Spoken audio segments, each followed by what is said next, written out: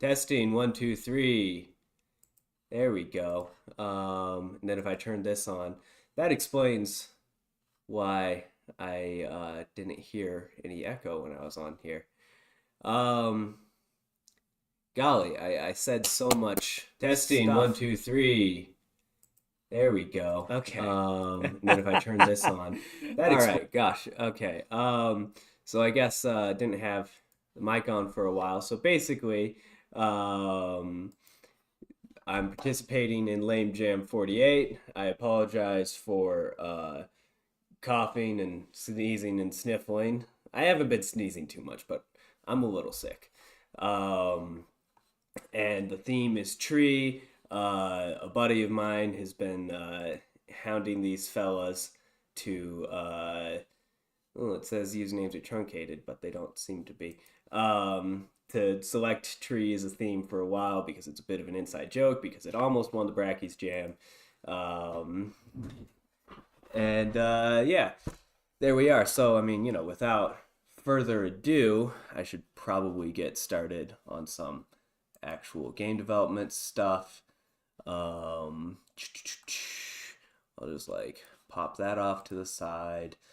I'm Here's the thumbnail that I just made. Basically, the idea, which I just explained to a not recording microphone, apparently, is I want to do kind of like a. It's going to be a low scope. Is the plan. It's going to be a 2D kind of like missile command game. You're going to be a big old tree slash forest, and I was thinking maybe I'd name it like trees versus aliens or something. So there's like aliens, they're all like beep boop bop, we're aliens, and they're coming to fuck up your forest. So like you're a big old tree and you shoot trees at them, and then the trees hit the aliens. They go boom, and it'll be like totally okay, maybe. Um, Anywho, uh, I reckon you know, I've got my Unity project open, and I figured I'd probably start working with art first. Um, Last night, detecting that this would probably go the tree path, I sent myself some photos of tree branches and leaves that I took a long time ago. Um, and I am just going to try to rip a texture from this. Um,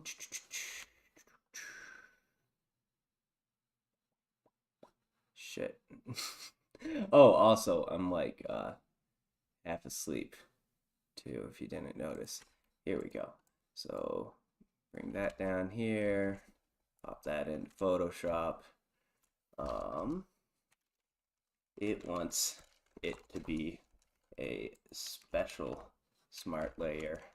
I don't like smart layers. But you know what? Actually, I guess I'll keep it there until I resize it because it is bigger than this uh,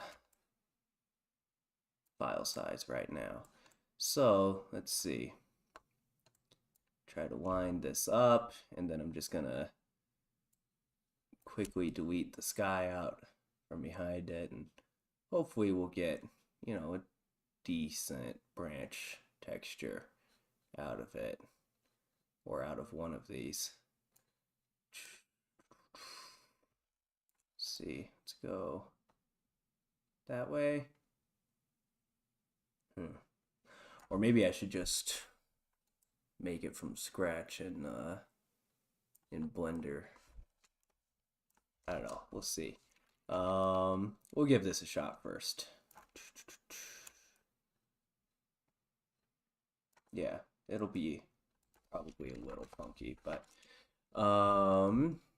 we'll go to color range and start working on getting all those blues. Okay, delete.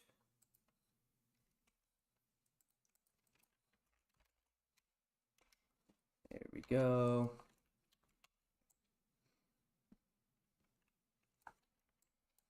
And let's just go ahead and oh yeah, and I also, oh, there's my morning alarm.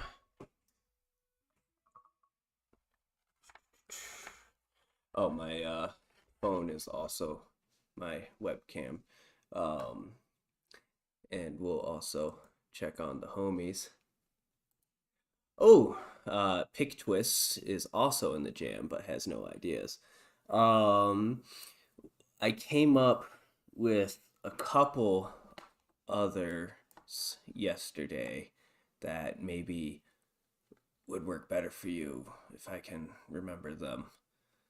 Oh yeah, yeah. So the first one that I had thought of was like it's a very similar to the one that I'm doing, but I was thinking I would do like a tower defense game where you have like your main heart tree, right? And then like there's baddies coming for it, and you place like different kinds of trees, like apple trees and cherry trees and peach trees, and they all have kind of like different properties, like you know,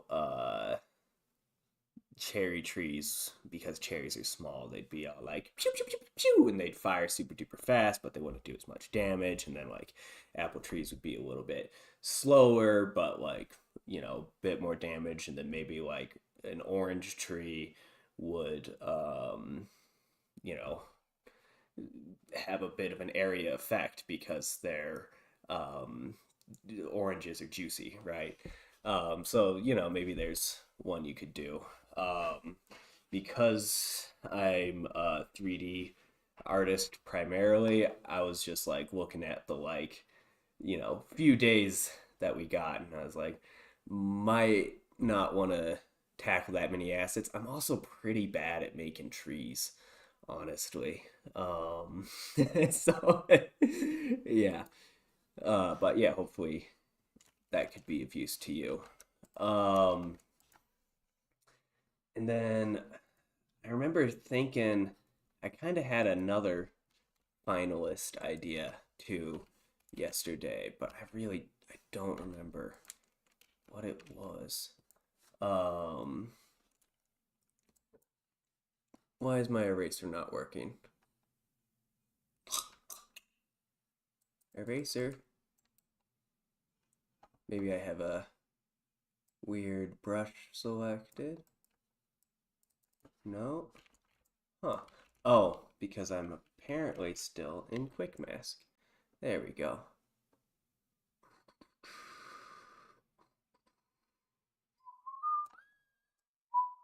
Oh yeah, I guess I also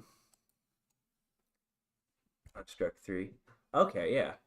Um so yeah, I feel like I don't really know much about Construct 3, but like I think that should be reasonably doable if like it lets you do grids and stuff. I mean, technically you could do it without grids too, because the AI in that instance is basically like any tower defense AI. It's just like going. Ooh, I could like demonstrate things with a brush. uh, I can write things. It's just going in a straight line, and then you can place all your trees around it, right? So you don't even need to really make a grid system if you don't know how to do a grid system. Um, and it just becomes detecting the baddies and shooting at them. So,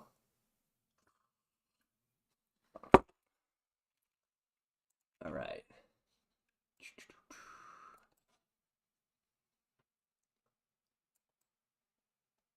think the coffee's kicking in.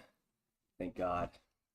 I also think I'm going to switch to my tablet for this bit. Plug it in real quick so that I can get some finer brush controls. Put on my little arts glove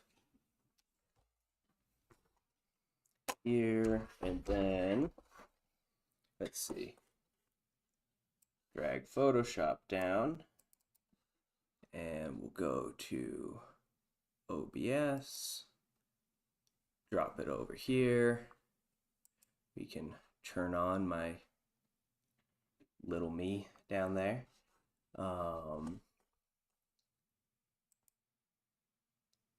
Oh, good. Another idea I had that, well, I guess it might be a bit of a stretch to say it's an idea that I had. Oh my God, what's going on with my mouse? Okay, here we go. This one, there was this really old Warcraft 3 game mode ages ago. Is this like properly in the window? I think it is. Yeah, there we go. Okay, can I like lock the preview so I don't accidentally move it off? All right. Yeah, so eons ago, when I was but a wee lad, there was this Warcraft 3 game mode that was called Tree Tag, I think. And all of the fun in this came from multiplayer, but I wish I still had access to this game because it was a super fun game. It was a map with a forest, and then you went and you tried to pretend to be a tree, and then other players who were not trees were hunters, and they try to figure out which trees were fake and real. I guess it's like prop hunt. And yeah, I used to have a blast with that. So let's see. Just trying to get rid of all this background noise. This is like definitely not actually a great image to work off of for this, if I'm being totally honest. But it's winter right now, and all the trees are very dead. So this is the only photo I could find that I owned the rights to that could be used for this purpose. So let's see. We definitely don't want that in the texture.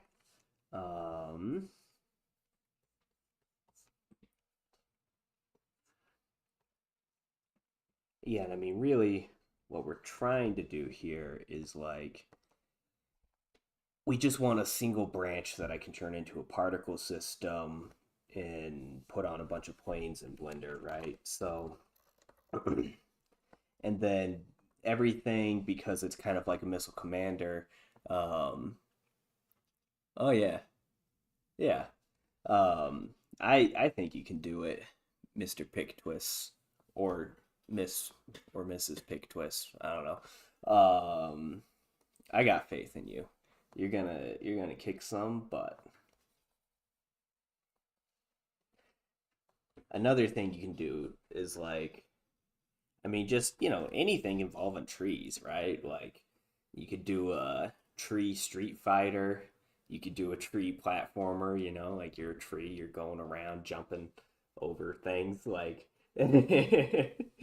that's why. And then you can get more abstract with the theme trees as well too, right? Like you can do something with behavior trees, the programming pattern, or skill trees, or um, you know uh, hierarchies, or kind of a tree shape, or family trees. So it doesn't even have to be like tree trees, even though tree trees are great.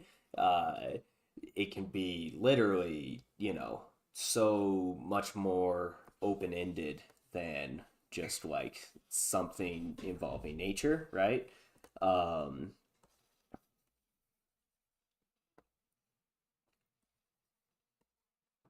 okay, this is in trying to make it a little bit better. I think I'm making it a little bit worse. I wish I hadn't. Oh wait, I took out that chunk of it because I wanted you know, I wanted to get rid of there was like that big super cut off log branch over here. And that had to go. Let's see. But what I'll do is I also hope that like this because there's definitely still a little bit of a blue. Oh, thanks. I wish you luck as well. And yeah, see you around in the jam. Um, okay. So I'm going to one really frustrating thing about working with two screens is things like the new layer in Photoshop show up on the wrong screen all the time. Here we go.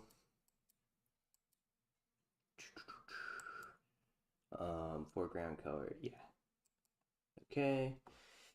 Yeah, so we do still have like quite a bit of blue pixels in there that we kind of need to get rid of. Um, so I'm just going to select this whole thing, and then we'll go to select feather, and we'll bring it back from the other part of the screen. And let's just give it, say, 3 pixels. And delete. Oh no, I meant to do that the other way around. Invert, delete, delete. Yeah, we're getting there a little bit. I think what I'm probably really gonna do is go over some of these areas a bit more, just with a color pass, right? Um, and that'll probably do it. Yeah, yeah, it'll be fine. It'll work out. Boy, it sure is uglier now, though. And you know what? We can keep using our little leaf brush here and just manually refine a lot of these areas as well, right?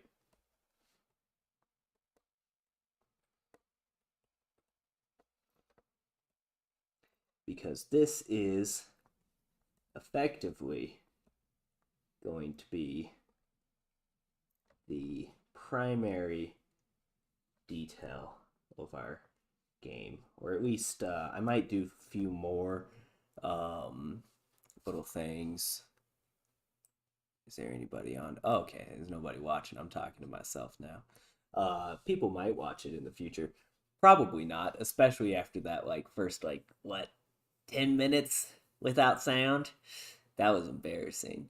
Um, but hey, whatever. Uh, stream like nobody's watching because nobody is watching. Do do do do do.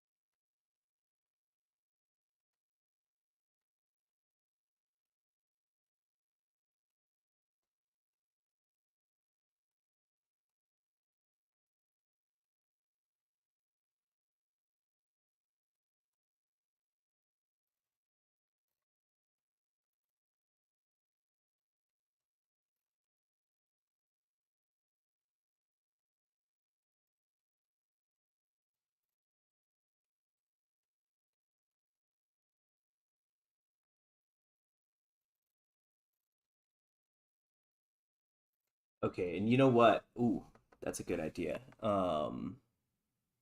I can also just do a curves adjustment on here too, right? And we can even do that in an adjustment layer. We can just take basic. Ooh, that doesn't look that good. Um, but yeah, a little bit down there, right? Just crush those blues some, and then like all of a sudden we have a lot less of that blue sky bleed through, right? Yeah, that's not too bad. Um, and then I'd actually like to make this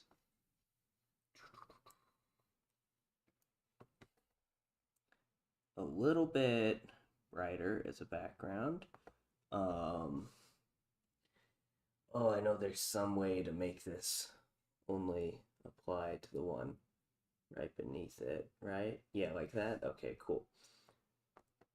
So now we get the best of both worlds kind of comparing our two dudes here. So one thing that we really need to do is get a bit more. I'll put this on a new layer. Um, put something like that so that this branch piece isn't coming out of nowhere, right? Um, just little details like that. Yeah, a bit of an issue up there too, right? But let's see, we'll make this a little bit darker. Oh, shit. Uh, like it really does seem like such a no-brainer that like shouldn't Windows just, if a window is open on a specific monitor, like an application, in this case is full screen on this monitor, shouldn't any other windows it opens just spawn like in it? Like, why is this not a thing? Why do I have all these windows opening on the other monitor? It's ridiculous. But whatever. Um, it's a jam. Gotta go fast. Just oh no, you're stuck to its yeah, how did that even happen? Um hmm. Yeah, that is I need that off. What the fuck? Okay. That's annoying, but whatever. We will figure it out later. I'll go read up on why Photoshop would ever do such a thing like that.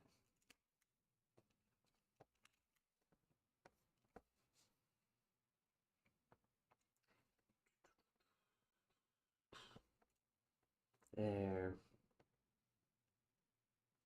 There.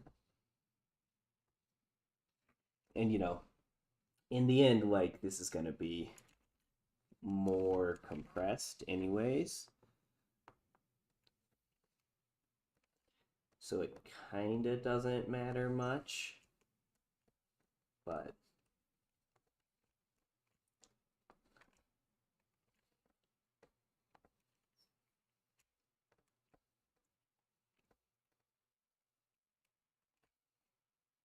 because I'm gonna, essentially the plan is really to crunch this down to like probably 128 or 64. Hey, don't read my profile picture. It's too small. I can't read it anyways. Welcome to the stream. Um, I am working on a little tree branch alpha texture. Um, and hopefully it turns out okay.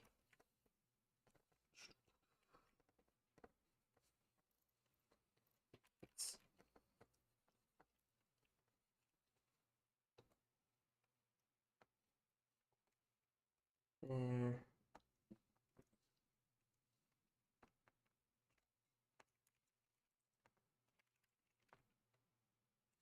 See if we can adjust this to crunch some of those blues down again.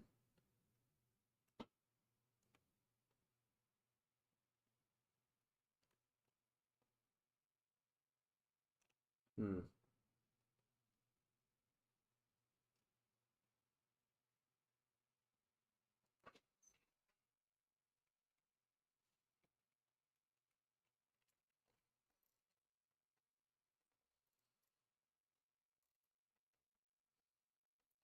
Just get some of these little white spots.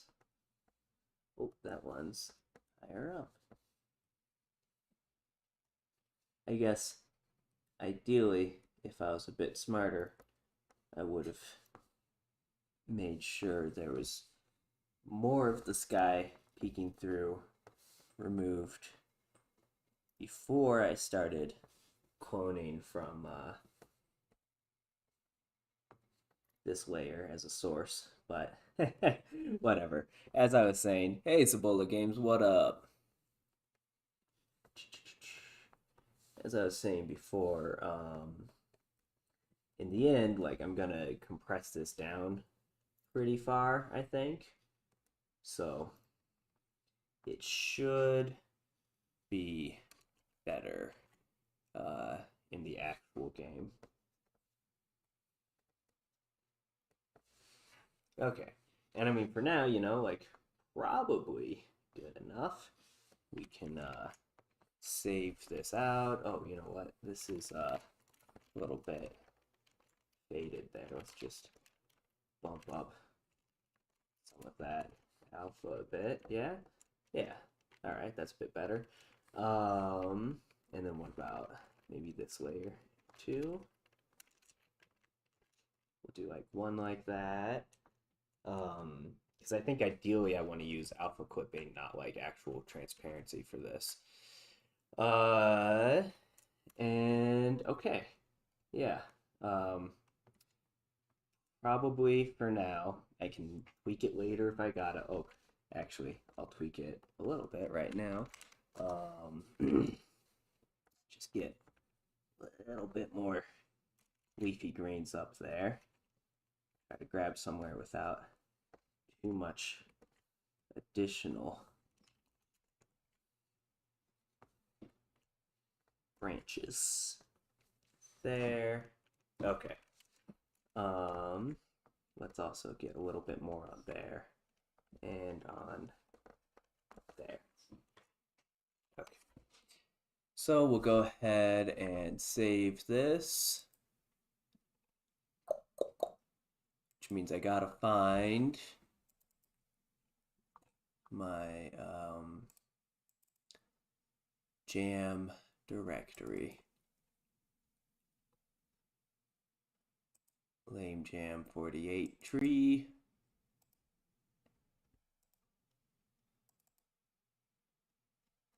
Assets, we're gonna make a new folder called textures. There.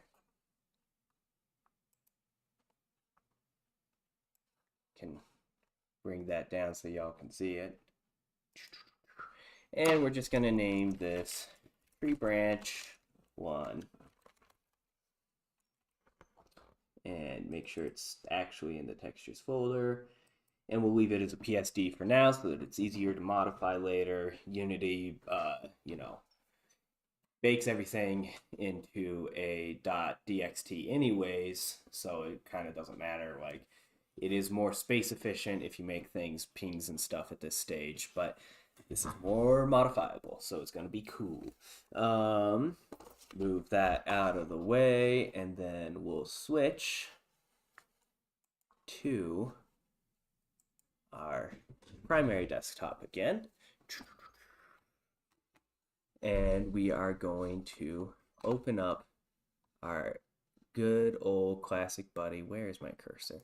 Right there. Blender. Leave that. I'll put this on the other screen, actually, so that I can still check out the chat. We'll make Blender full screen over here, and then delete everything, put back in our default cube. We could turn on screencast keys. That seems like a nice quality of life feature for all of y'all. And let's see, what kind of tree would this be? This would be a more like oak tree-ish kind of tree. I could also just use the sapling plugin here to generate this really fast, I guess. Let's just try that out actually real quick. I think that's in Curve, sapling tree gen. We'll go with, there's presets in here, right?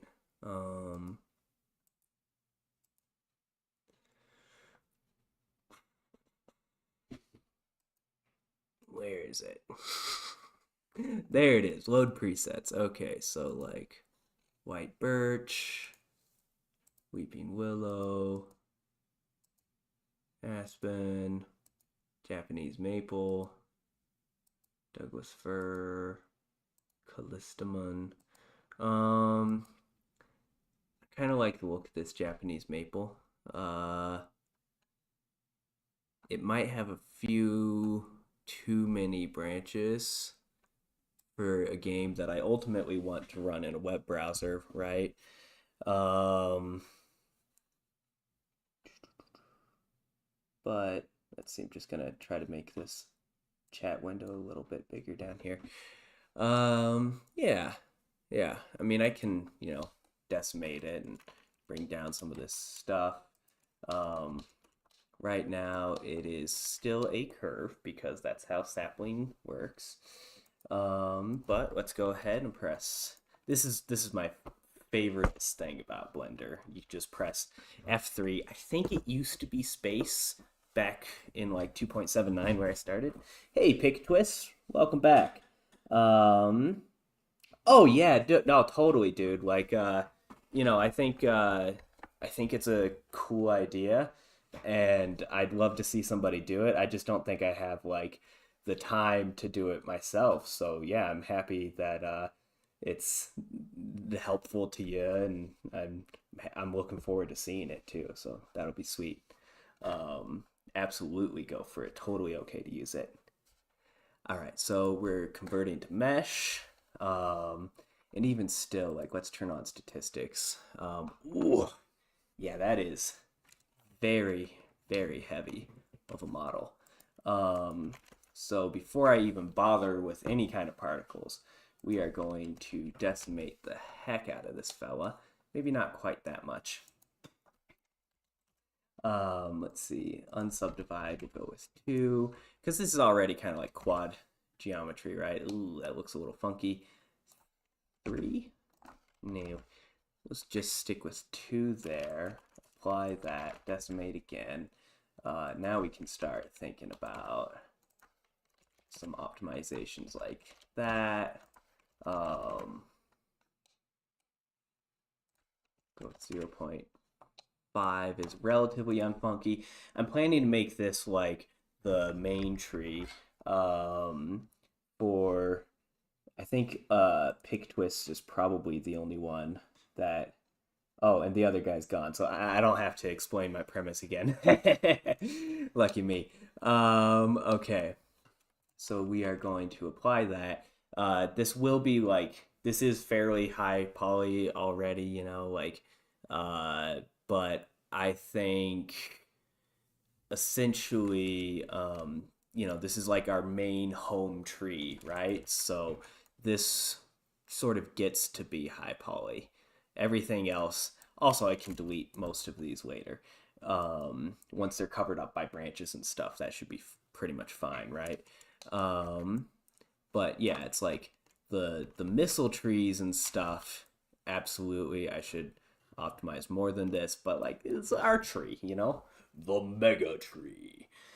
It'll it'll get to be a little bit higher poly potentially. So what we're gonna do here is make a new vertex group. We're just gonna say branch area. And we're going to make a new particle system. Branches. I don't know why I'm being like a good boy and actually naming things properly, because that is not how I typically work. But I mean, yeah, I try, but I don't know. I don't know when the last time I actually named a particle system right off the bat was. Hair.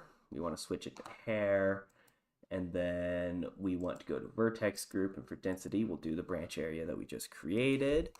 Now, oh dear, oh right, that's just the hair, because we're not using objects yet because we don't have our objects. Let's go ahead and save this, and we will save it into our LameJam 48 tree assets, and new folder, models, and mega tree. Save. Now we'll go ahead and do Shift A, and we'll go to image. Images is planes, because I have that wonderful add-on. And just go up a directory, textures. I could swear I saved this in there, didn't I? Oh, I saved it as a PSD. Shouldn't be an issue. Let's double check things. Textures. Oh, it's empty. I guess I didn't save it. That's weird.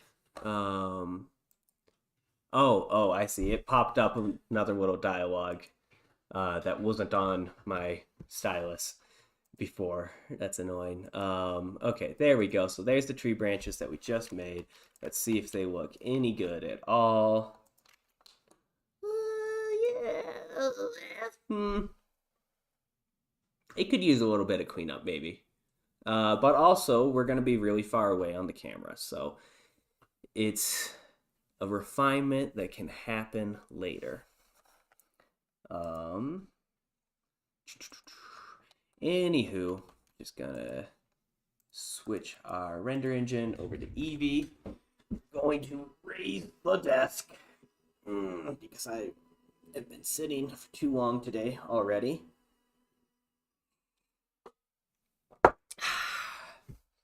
Coffee. My one true love. Valentine's Day. Coffee. Me. All right. This is sad thing to say. Go ahead and do that. Now, I already set the density over here to branch area. So why, pray tell, is there so much not branch area selected? Assign. Oh, maybe I was stupid and didn't actually. Oh yeah. I think I forgot to press assign. Okie dokie. So now our particles are spawning only there. We can increase the scale. Maybe a little bit too much there. Do some randomness for sure. 0.5. They look a little funky. I'm not sure if that is just because of Eevee or not.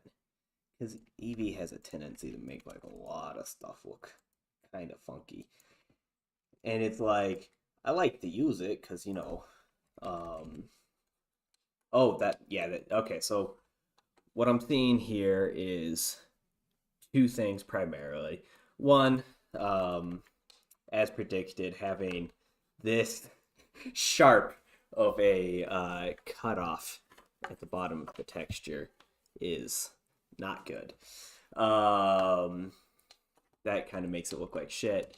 Uh, although, like theoretically, that should all just be inside, right? So let's just 90 degrees like that. Mm, yeah, okay.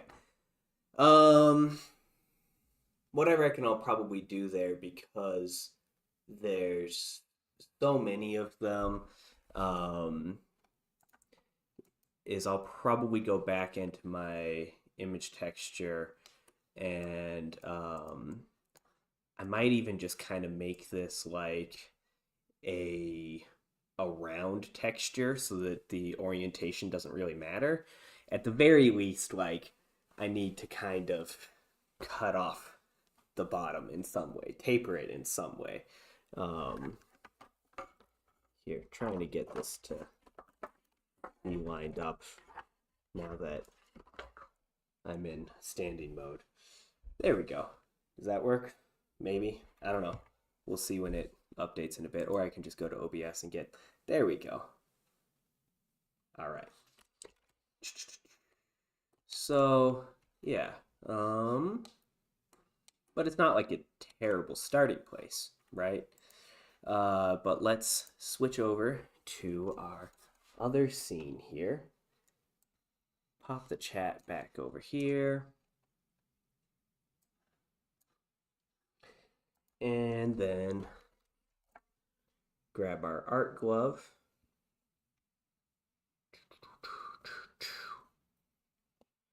And there's my pen, stylus. Now, I think what I actually want to do is I'm going to make a snapshot of where we are right now. And then I'm just going to merge everything down. And then I'm going to go ahead and, copy this whole layer. And then we will go back to our snapshot. We'll make a new layer. We'll paste in that totally merged bit. And then we'll make everything else disappear. And now we can edit everything together once more. Then I'll make another duplicate of it so that I can keep that. And now let's just start erasing at the bottom here. Get rid of that super duper sharp edge, right? There. Here.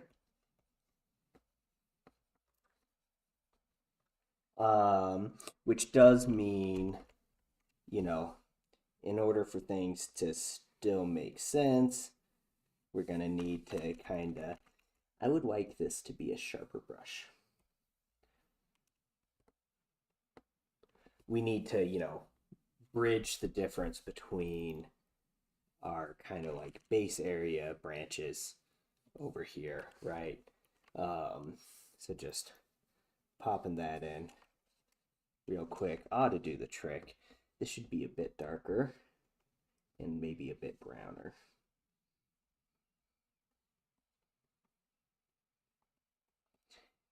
And again, everything's going to get compressed anyways. So let's see.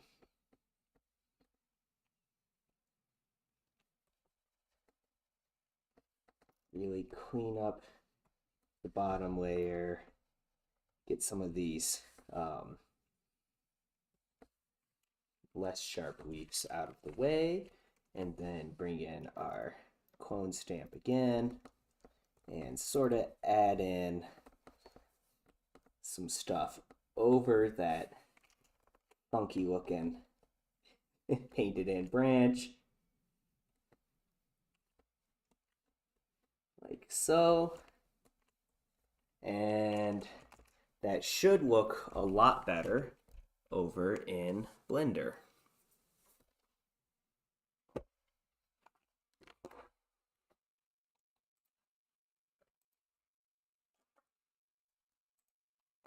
So let's go ahead and refresh that. Pretty please. Refresh. It's not refreshing.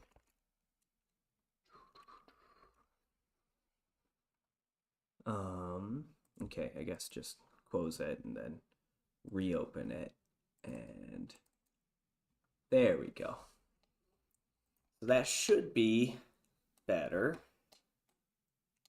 Yeah, so we're getting like a lot less. There's no, hard, straight, jagged edge at the bottom there, betraying the entire illusion.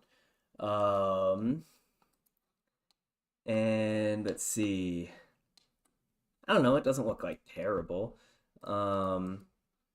This is going to be far away from the camera anyways, so let's just kind of like dump dark flat texture on there, bump that roughness all the way up. We can do some adjustments to our particle system. One, because we want to be reasonable with our stuff, we're going to go ahead and lower the particle system's settings a bit. We'll pop back into Eevee, see how it's looking there. Eevee really needs a proper light. Set that to 20. See how it's looking. Like ideally we would have a little bit of subsurface scattering too, right? But that's not something we should rely on or get too used to, because ultimately this is going to go into Unity, which will have not as good settings for that. So we're going to go to our particle system and we're going to just start adjusting things, I don't want to spend too long on this, obviously, because it is a jam, and it's a good way to lose the jam is to spend way too much on art assets. That's my usual problem in jams. Yeah, there's somewhere, I swear. Man, sounds like somebody's walking on my roof or something. It's weird. Maybe it's just like a cat or something. So object rotation. I feel like I'm drawing a little bit of a blank. I could swear. Actually, you know what? Yeah, we'll turn on hair dynamics, and then we let it play. Everything will kind of change its orientations a little bit. What I'm looking for, probably have to click advanced. There we go. Yeah. So if we do advance, then we can change our velocities here, which changes the direction that these planes are going to be. So doing something like that. I mean, I like how that looks from the top more, but I don't like how it looks from the sides. And the sides kind of matter more because, well, yeah. Yeah. What if we do normal more tangent?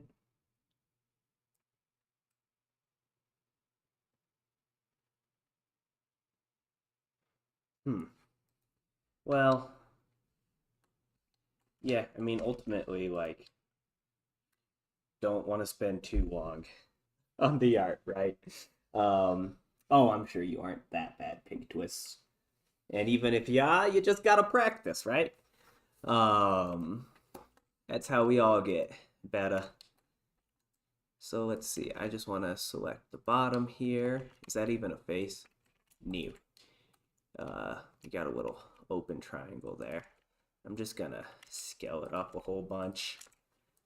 And the yeah, generally in art in game jams, I spend like probably most of my time like making a really high detailed character that people then just assume is like from an asset anyways and don't give me a good art rating for.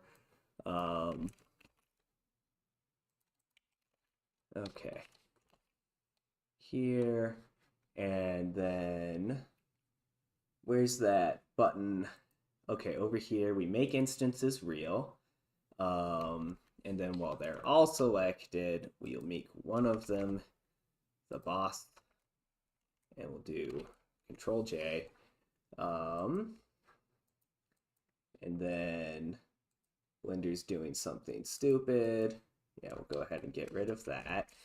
Now, these largely cover up all of those itty-bitty branches on the rest of the model, right? So it makes you think we don't really need most of those itty-bitty branches anymore, right?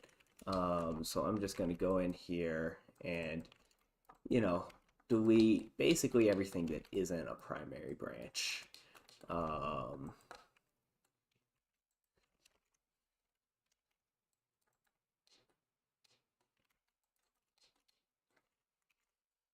Like that. There. There. And like I want, you know, maybe some of these taller guys to survive, but we're pruning a tree. Just go ahead and delete all those vertices. That is a much, much, much more performant tree. We'll turn back on statistics. Yeah, we're already down to like way less. Oh, apparently, oh, everything was instanced. So when I joined things, it turned my original particle plane over here into a blob like this. So if we're doing all that, we can just delete that guy over there. And yeah, I don't think it's looking like terrible. Something we can do to improve its appearance here in Eevee is change that to alpha clip. Like so. There we go. Yeah. Good enough, maybe? You can kind of see some floating branches now, huh? Okay, so we'll just bring some of the obvious floaters in closer.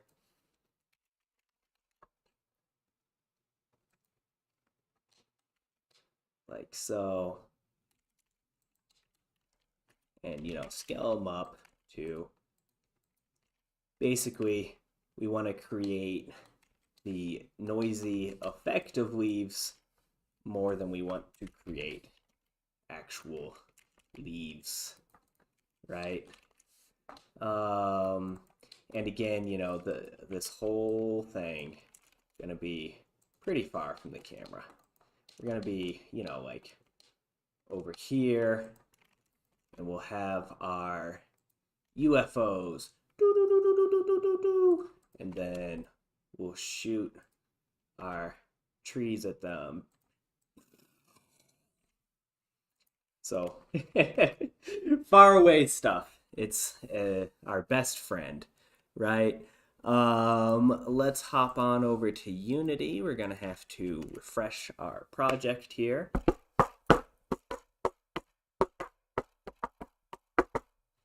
And now Now we should have our models in here.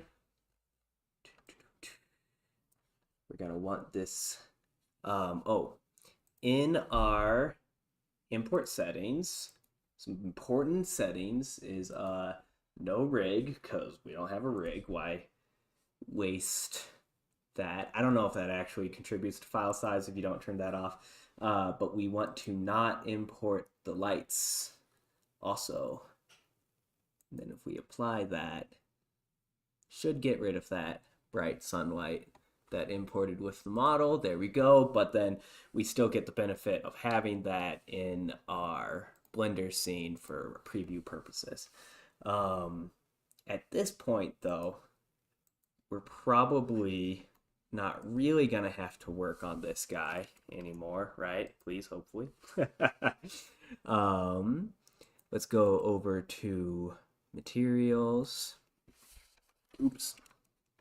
New folder. Materials.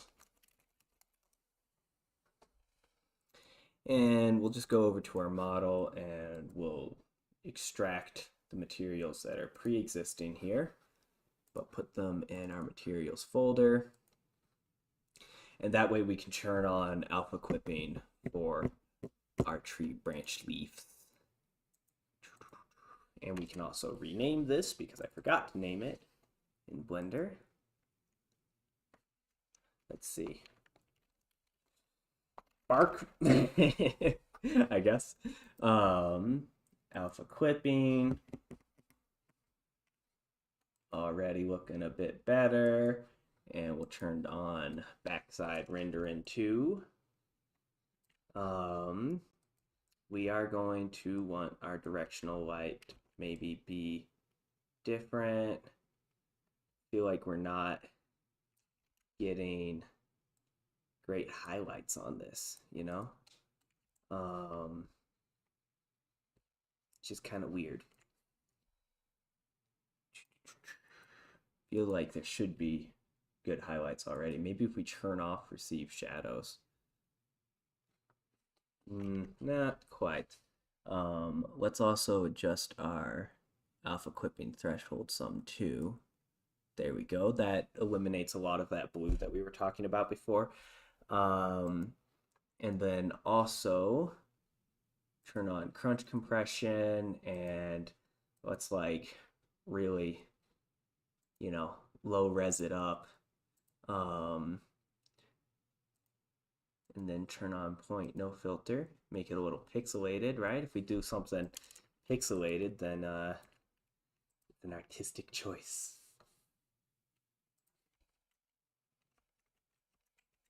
Okay, 90. Yeah, it's weird. Like, it seems like I can get good lighting on it from the side, but then the second it goes up, it's like, no. Interesting. Maybe also, okay, so we can delete that from the prefab. If we turn off its own shadow casting capabilities, like maybe it's just, you know, no, that didn't seem to do it. How peculiar. Huh. All right, well, I can fiddle with that forever, or I can just truck on ahead a little bit. You know what I'll do actually is we'll also change this to this, and then we can just increase that intensity some. Well, that is so weird. Because, like, at that angle, those are not the ones that should be getting lit up. Like, all of these top guys should be bright and nice. Maybe I'll make the game at sunset so that we can get highlights in the tree. Okie dokie.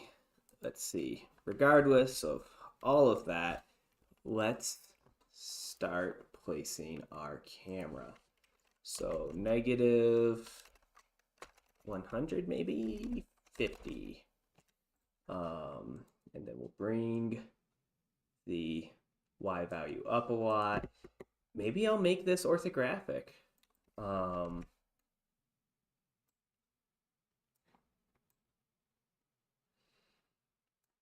I mean, effectively, like the gameplay is fully 2D, right? Like having an orthographic camera kind of makes sense. I tend to not really do anything orthographically. Although, yeah, then we got to deal with that plane problem there. We could do like perspective, but with a really weird field of view. I don't know. I kind of like the idea of mixing it up and being orthographic. Maybe I'll change it later. You know, nothing's really set in stone. As designers always say, don't be afraid to kill your babies. Or as people who think that that's too gruesome always say, don't be afraid to kill your darlings. All right, so let's just do that. Got our global volume here. Yeah, I don't think there's bloom in the scene. Oh, there is. It's just the bloom takes a very extreme threshold at the moment. Okay, we'll change that like that. We can rotate our plane even more. There we go. And then probably our mega tree should be decently big, right? Um, an idea I was thinking of, I don't know if I'll actually like do this, but in my other project, I could pull up a little bit of footage from it, maybe. I've been doing like GPU instancing, right? So I've got, you know, heaps and heaps and heaps of grass on screen here. So something that I was thinking might actually be kind of cool is I could keep this game really performant by using GPU instancing, but having, you know, forest in the background and then like actually launching those trees that are in the background as missiles. Um, but I don't know if I'll actually do that. Because it would take a while to kind of set that up, and it's like, I could also just do them as game objects, and I don't know if I'll get that much of a performance increase to really make it worth going through all that extra coding to set up the GPU instancing and stuff, but it could be kind of cool. Okay. So, really quick, let's go ahead and bathroom break because I really, really, really gotta pee. Is there any way I can make that even bigger? Oh, you know what? If I'm gonna like be ooh, a streamer, I should have like a cool actual bathroom break thing. Anyways, I gotta pee so bad. Like, I don't know if you notice how I'm talking at like 5 million miles per minute. Part of that is the coffee, but part of it's just that I really have to pee really bad. So I'll be back.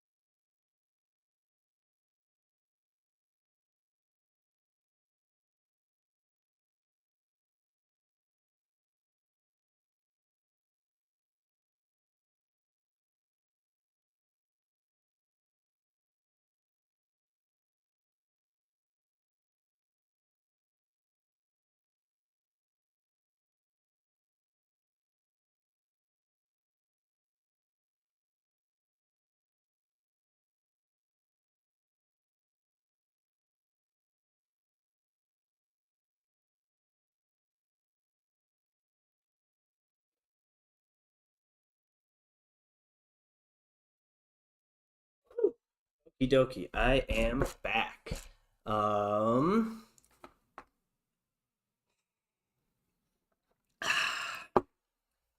so let's see. We got our basic little tree in here. Um, I guess pretty soon maybe I should work on like some of the gameplay. But I like to kind of not have placeholders, honestly. Like, uh, you know what? I have an idea. Um, this is a technique I have heard about. I think I tried it out once, but haven't done it many times. So basically, what it uh, is I'm gonna put a UV sphere in here, and we are gonna put that in here. We're gonna shade it smooth, and then we can do a data transfer here from that. And I think this is what it is. We want face data, smooth. What where is it? There's a way to like you can do these really cool like smooth tree normals that look super duper fluffy. Um is that doing it? Well, I don't see a difference, so it must not be doing it. What if we go to solid? Yeah, I think we'd see weirder normals by now if it were doing it. Is there a way? Obviously, we have face orientation, and also, oh yeah, see that's right there is probably um why all of our stuff is why our light looks like shit on the model in Unity right now. Um, let's flip that normals there.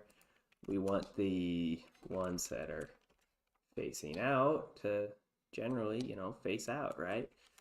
So I bet if we just save that and then hop into Unity and refresh the model really quick, it should look better already. Um, okay, yeah, there we go.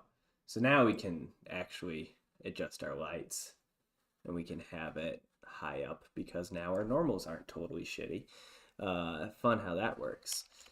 Um, Still though, I do want to have this what is it called? Weighted normals maybe?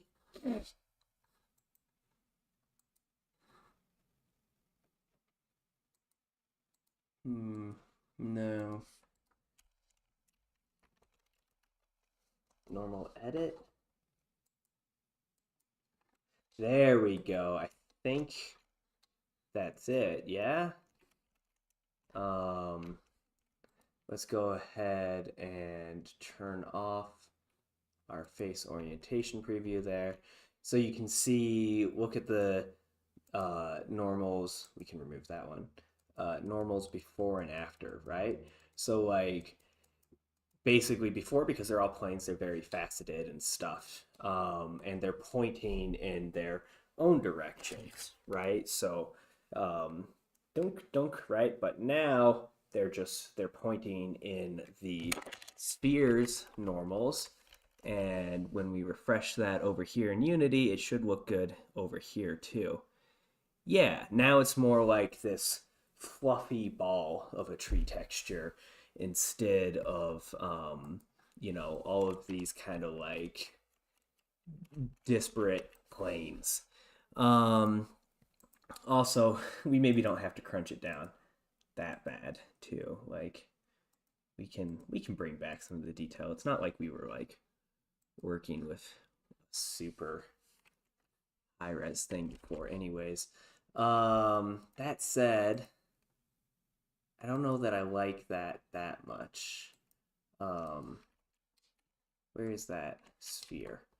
So what if we, one, should it be like, you know, bigger or smaller? That way things are like more facing upwards. Because it's an interesting technique, but I feel like I kind of liked how it was before more. I don't know. Choices and choices and choices. Something that might be worth doing at this point is also, I believe I turned off receive shadows before. Yeah, so if we turn that back on, yeah, there we go. Now we're kind of getting the best of both worlds, I think. So we're getting those like fluffy radial normals that we just made, but we also have it casting shadows on itself. And in the process, you know, that kind of gives us a bit more detail in there. It's the thought. Um, yeah, yeah. Because see, now it's like honestly more what you would expect from a tree, right? Like, um, we kind of have it's just fluffier now, basically. Yeah, that's the only way to put it. Really, is it's just fluffy now. I still think there's some work to do on that texture potentially. There's too much blue in there still, but that's potentially something that I can fix later with post processing, anyways, right? So let's lower the desk real quick. Ooh, that's a bad pop.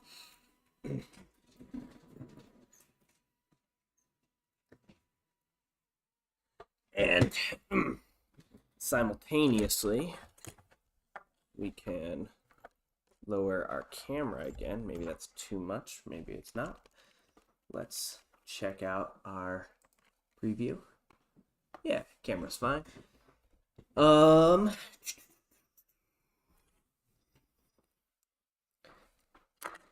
so what's next? Let's make our enemies, I guess, right? We have our primary tree, and we need our primary enemies. Ba-dum-bum-bum. Drink some coffee. Check Discord.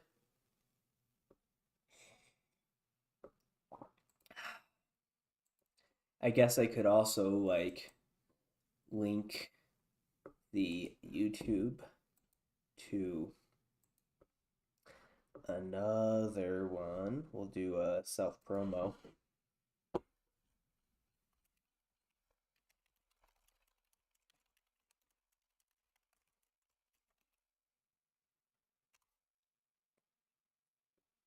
Preview for that. What gives?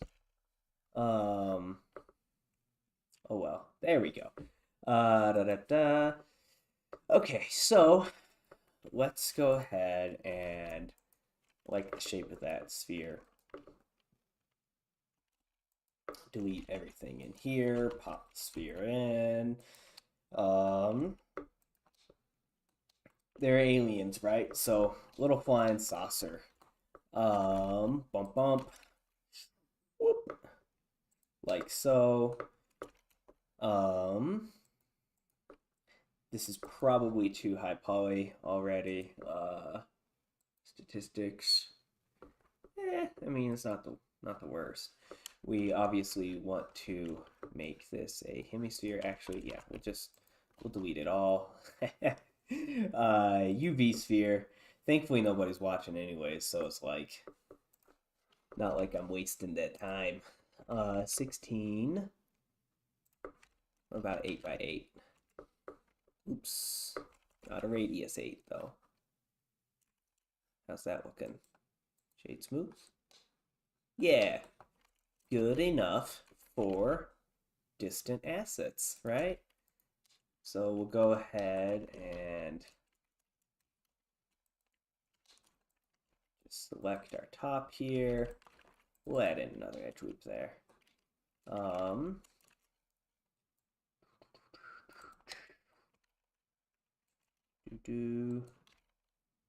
Scale it up, bevel it. Let's bring you up some. Bring you in wrong keys.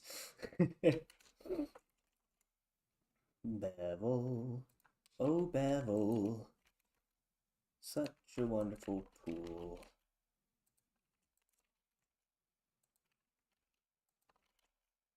There. Let's dissolve that edge.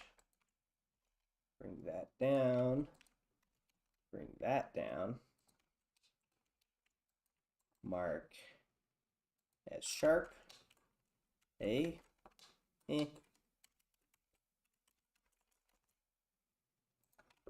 I mean, hey, it's flying saucer-like enough. I can always refine it later.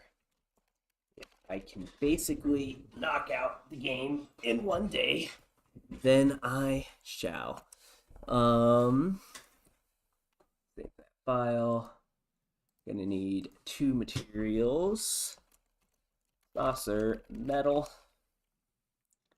and saucer dome.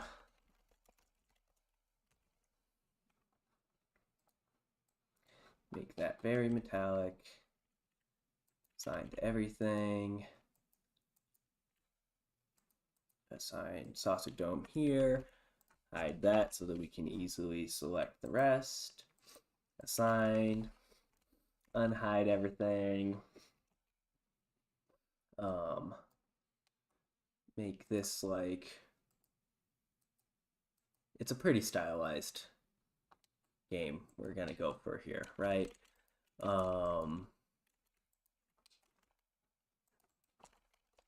SC like so. Yeah. So that should be good enough. Refresh.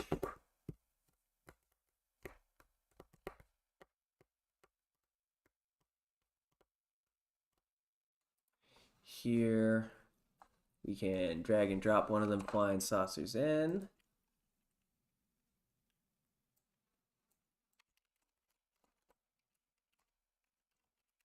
It's not looking very metallic in Unity.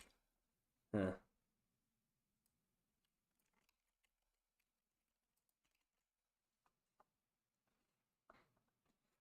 Refreshing. Okay, let's see. Let's keep our game view open here. So at this juncture, I kind of need to decide how big the game screen's gonna be, because we're gonna want dudes. Well, I guess it's not gonna be like Space Invaders where they go from one side to the other. I think I'm just gonna like bring I'm gonna like have them effectively just come towards our primary tree, right? So once they're within a certain radius, then they'll start firing on it. And then that will give us plenty of time to, you know, as long as they're within a radius that's on screen before they start firing, then it's fair to the player, right? And we don't have to worry about being an asshole making something off screen shoot at them. So that way you have the opportunity to do it. Yeah, I think that'll be fine. Cool. Okay. Yeah. All right. So let's go ahead and get out of there. And I guess, yeah. What, I mean, time to start coding. I always want to procrastinate coding by making more art, but I think it's probably just time to start coding. So this bad boy is gonna need a collider. And frankly, it could be a sphere collider. Uh, that should be good enough, right? Our projectiles are going to be pretty big anyways. There we go. I still feel like maybe I want to make the game have I might have to, yeah, I need to turn up our shadow distance for sure. Okay. Let's go to settings. Bum bum bum bum. Shadow distance like 100, maybe 150 even. 100 seems good enough. There we go. That's looking better. Everything needs shadows to look good. Okay. And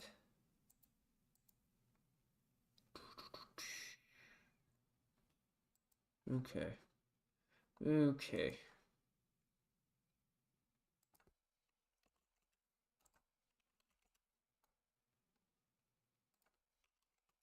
Ah, there we go. Increase that bloom intensity some.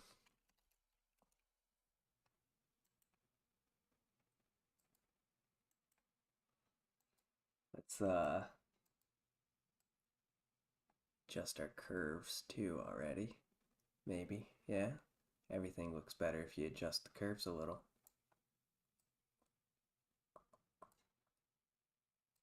Dunk dunk. It's a very slight change, but I think it's slightly better. Let's go to color adjustments. Bring up our contrast a bit there too, which is effectively what I'm doing with the curves too, right? Basically. Oh, saturation. Crank that up, get that appeal going. And that kind of touches on what I was saying earlier too, with making our leaves look better with the post processing. I might end up having to use GPU instancing in the background. Check on Discord. Okay. And yeah, not happy with that UFO material at all. I guess we better extract it to our materials folder. Select. I'm getting sleepy already. Saucer metal. There we go. See, yeah, for some reason it wasn't reading as metallic at all. There we go. That's better. Nice, shiny metal UFOs. Okie dokie. It would probably be best practices to make this actually the child of another object.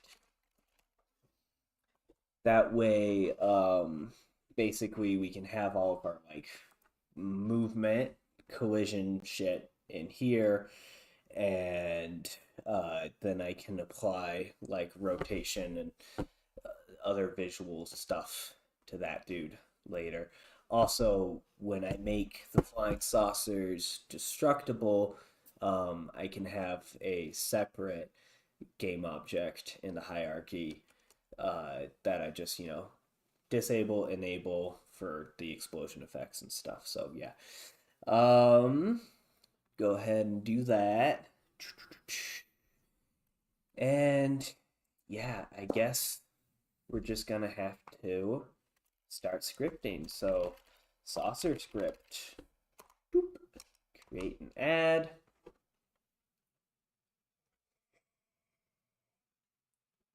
You ever feel like you have energy and then like you drink some coffee and your energy actually like goes down?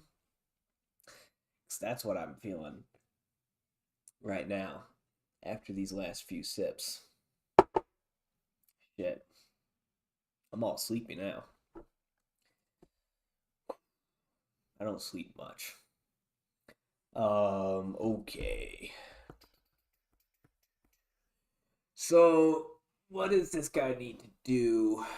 Um, he could be. Well, we want to keep because our gameplay is 2D. We know we want to make sure that his transform dot position dot what would it be, Z? Because you're back on the Z axis, yeah. Transform dot position dot Z equals 0, right? Eh?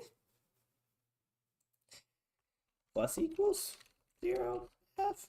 No? Okay. Um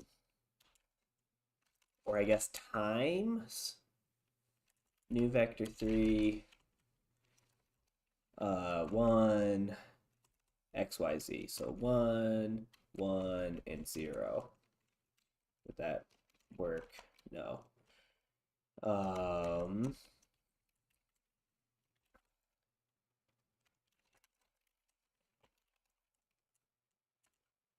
I guess I could also make him a rigid body, and then we could move him in fixed update, and we could actually just use the rigid body position lock, and then that would save me having to write a line of code,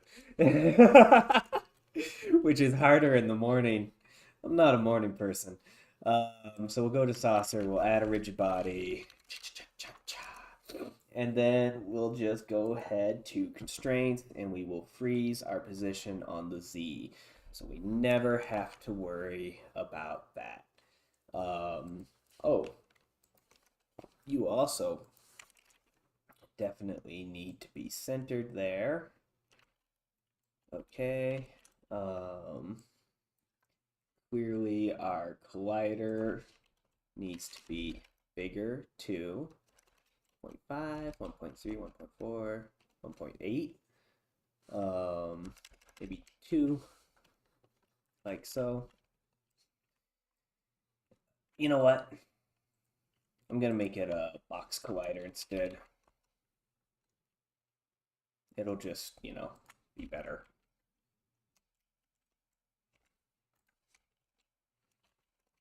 4 by 4. There we go. That'll be more accurate. That way we don't have this like big, uh, you know, whatchamacallits. We don't want that really big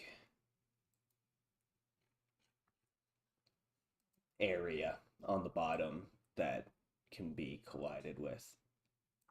This will keep it relatively realistic, right? There we go.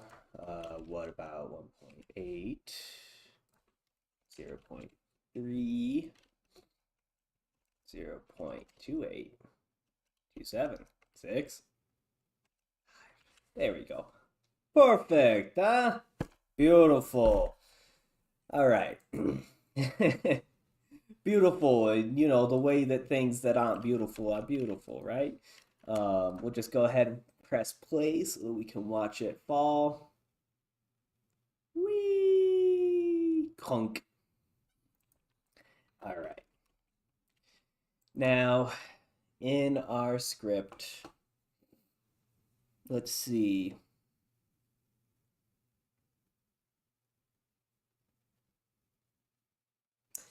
We kind of want it to go random places, right? Or I guess we can just spawn it at random places and then have it move towards the player. Maybe.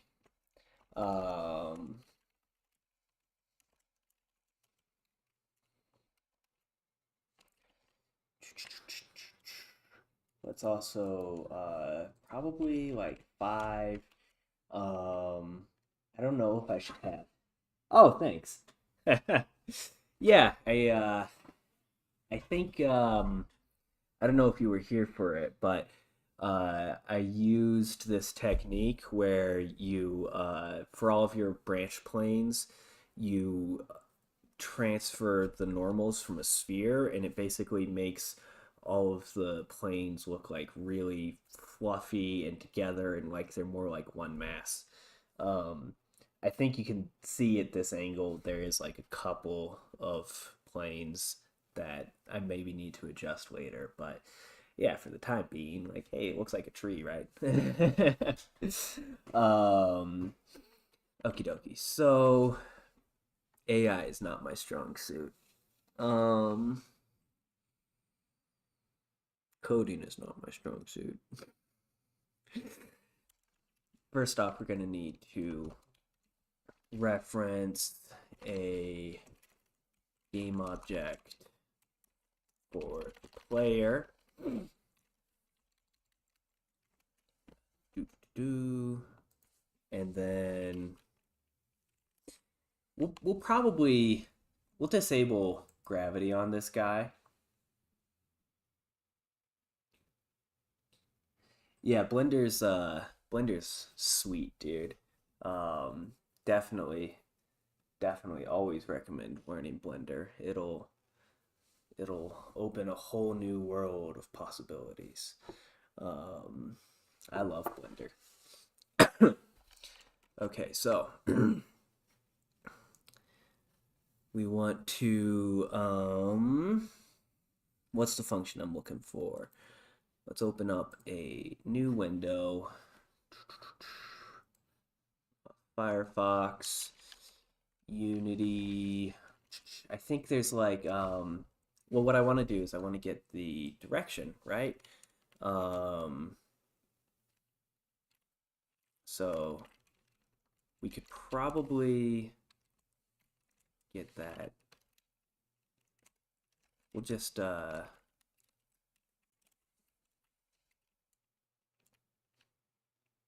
I am just drawing a blank. My head is not working today. Um, so I don't know that I want to use rigid body move position. It would give me a lot of control over how these dudes move. Um, but what I'm really looking for is directional input, right? So I think it's like, don't you just get the direction by like subtracting the vector of, say, this transform position by the target transform position? Doesn't that do it? I think that does it, right? So let's also reference serialized field, rigid body. So RB dot apply or apply force.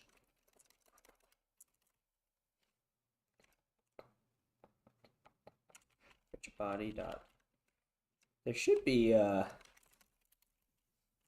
force. Add force. That's what it is. Add force. And we want it to be transform dot position minus target dot transform dot position. I guess it's actually kind of silly to make that a game object, isn't it? Whoa! Guess I pressed something. Transform.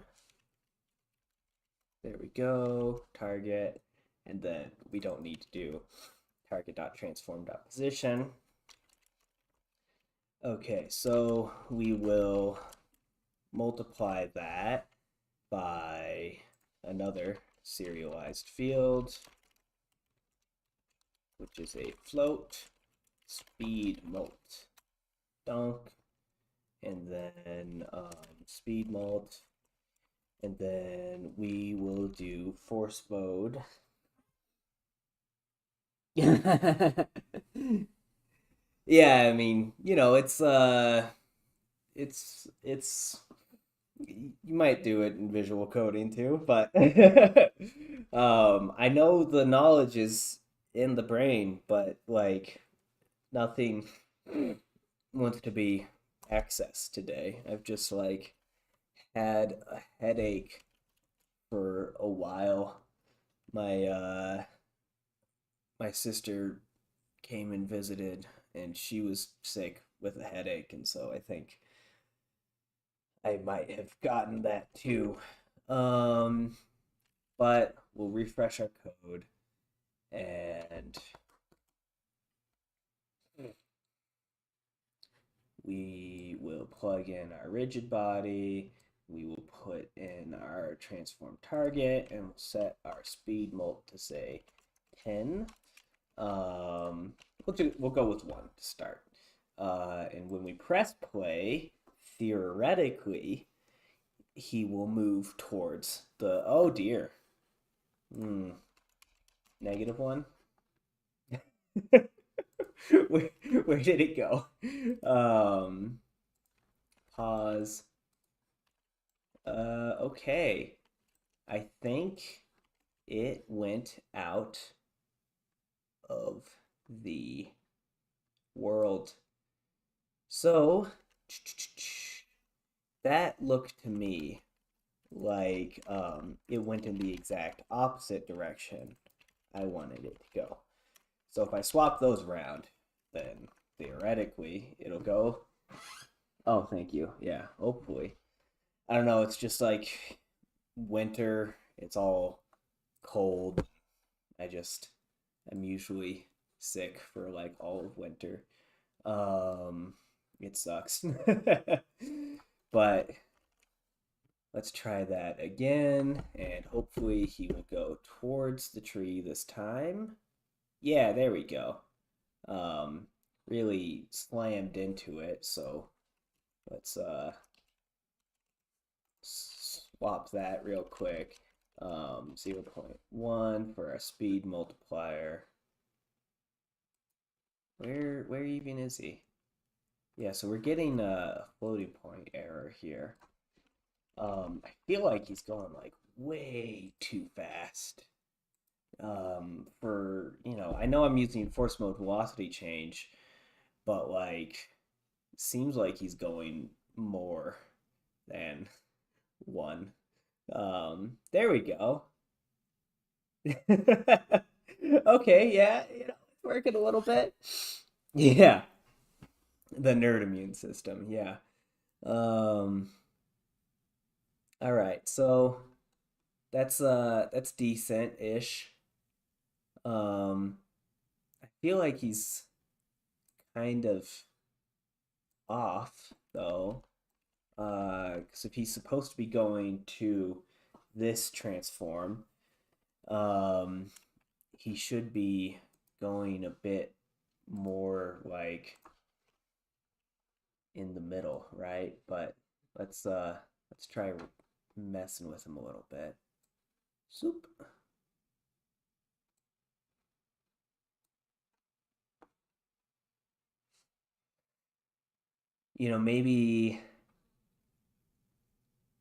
Maybe I'm got it wrong because maybe I don't know. Huh. I'll search it. um Unity move ridge body move towards position.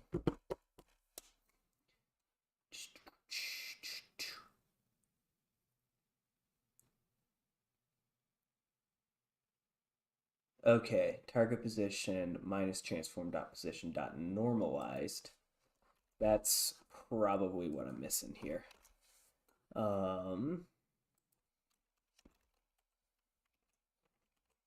Maybe that will fix things up.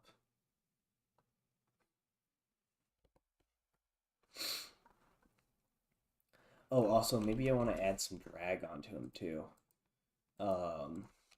And increase that mass.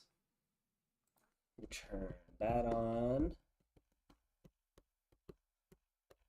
Did I refresh the script? I'm not sure if I did. Press Control R. Yeah, I must have. Okay. There we go. Now he's going directly to the center. Cool.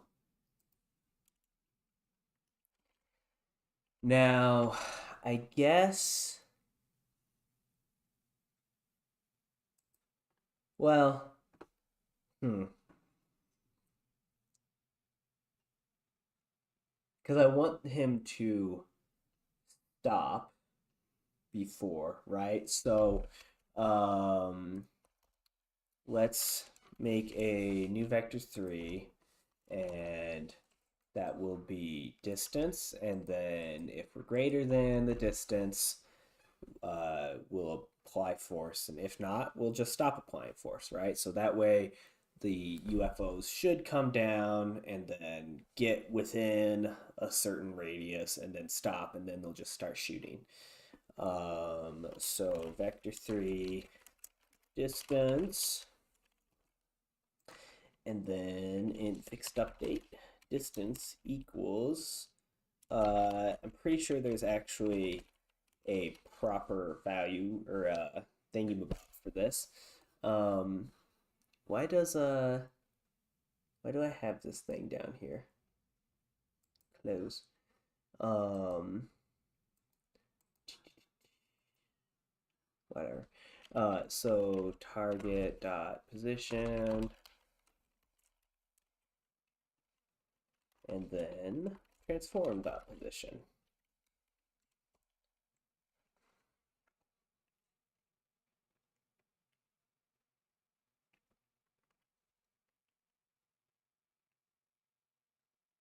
Oh, duh, should be a float. Okay. So float distance is our vector 3 dot distance function here. And then we will make another serialized field float. So we'll make that like attack range, right?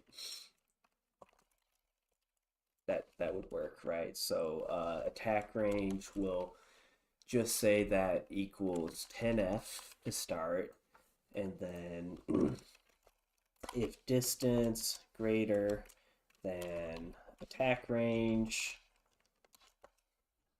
brackets, curly brackets, copy and paste that in there, and refresh.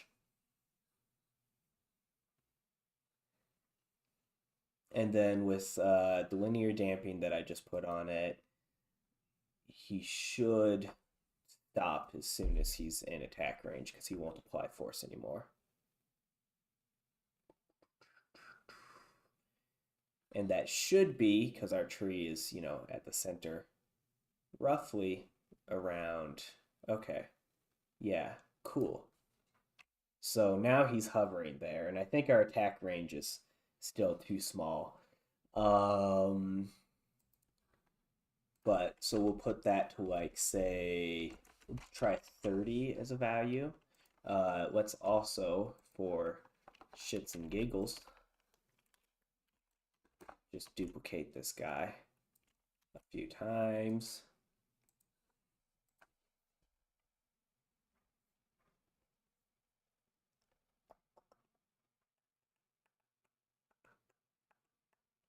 So they're all closing in on the tree, and then about there is our attack range.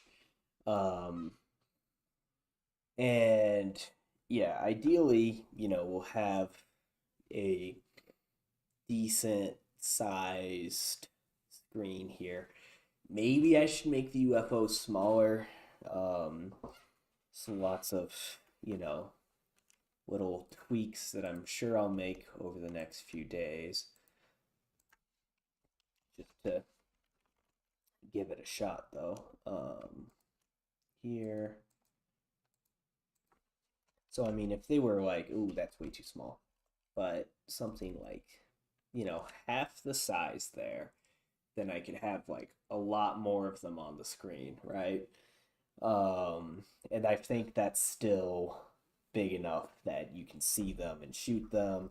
I'm also going to change the background at a certain point, and I'll probably add like something that glows on them so that you can really tell that they're baddies and exactly where they are. Because right now we're relying on that directional light to kind of highlight them.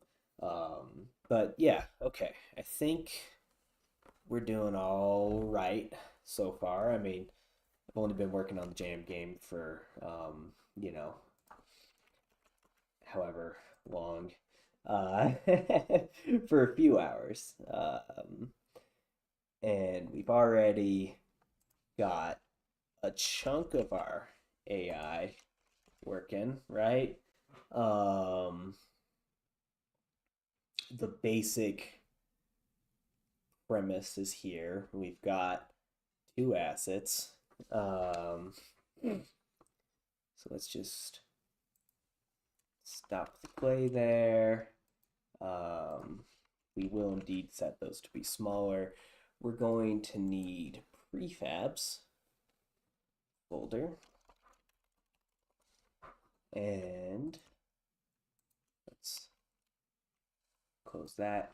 I guess instead of, I don't know, it's like sort of a minor difference, but couldn't help but notice that this is, let's apply the scale of this in Blender. There we go. And then refresh, because we have funky scale values over here. Did that ever refresh? I feel like that didn't refresh. Re-import, please. Pretty soon I'm gonna need to eat breakfast. Yeah, okay. That's the scales should all be good now, and yet it is clearly not.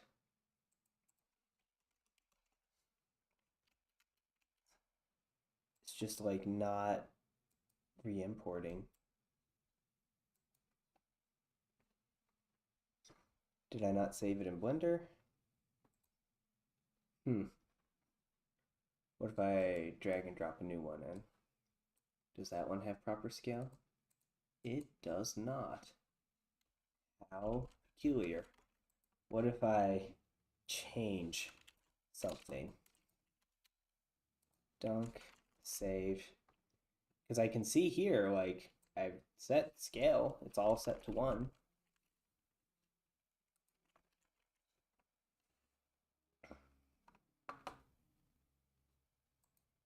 There we go.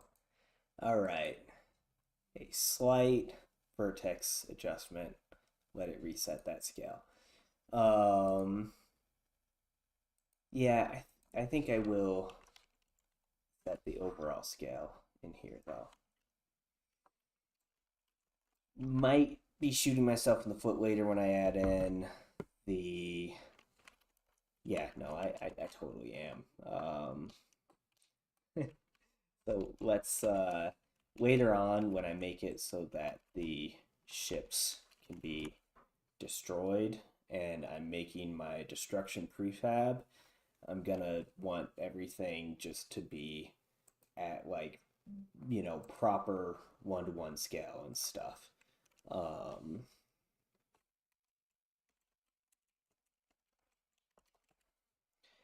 Because it'll just make my life a lot easier.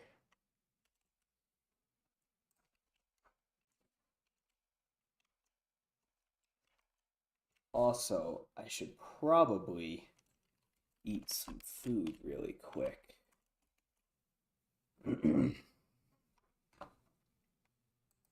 At the very least, I should have like granola bar. Okay. How's that looking on our game screen? Yeah, that's looking fine. Um,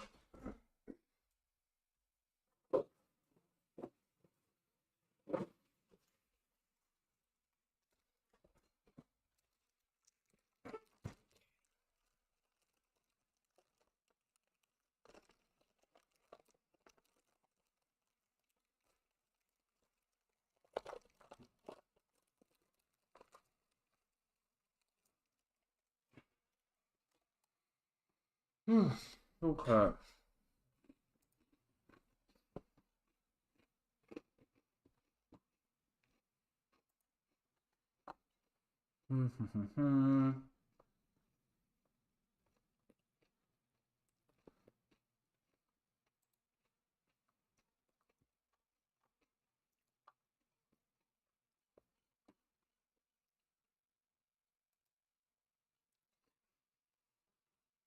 Okay. Hmm.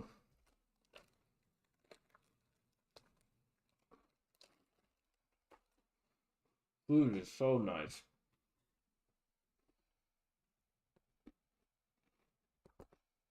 Yeah, dude, sure. You can also subscribe to the YouTube or whatever. I I don't stream often. Um, this is the first jam I've ever streamed. But yeah, go ahead. On Discord, I am Tree Man, which you already know because that's how you found me. Okie dokie. I also guess like because I thank you, appreciate it. The whatchamacallits, I guess probably because again, like I'm not like really a streamer. Like I've streamed like two times before. But I guess maybe the way that I should structure this is like because at some point, like you know, obviously I did like a quick like bathroom break to pee before, but at some point like I need to do other human necessities like cook a proper meal that isn't just a granola bar, and that'll take time. And I might go get like a workout in later too or something. Um, so maybe I'll like end the stream at some point and do like a part two and a part three and stuff. Uh, because I might go for a walk and it seems I like the idea of streaming the entirety of the game jam, but like I can't really take the stream outside.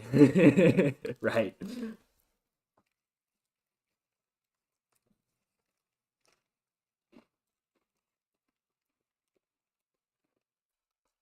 In fact, I feel kind of like maybe I shouldn't be streaming me eating a granola bar. I thought I would eat it faster, but it's really dry.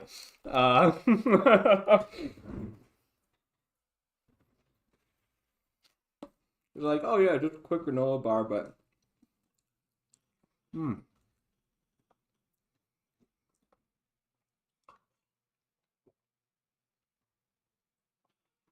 I guess like that's a genre too, though, right? Like, don't people there's that whole genre of like people eating food on YouTube, right? So maybe I'm like somebody's getting their kicks from me eating a granola bar.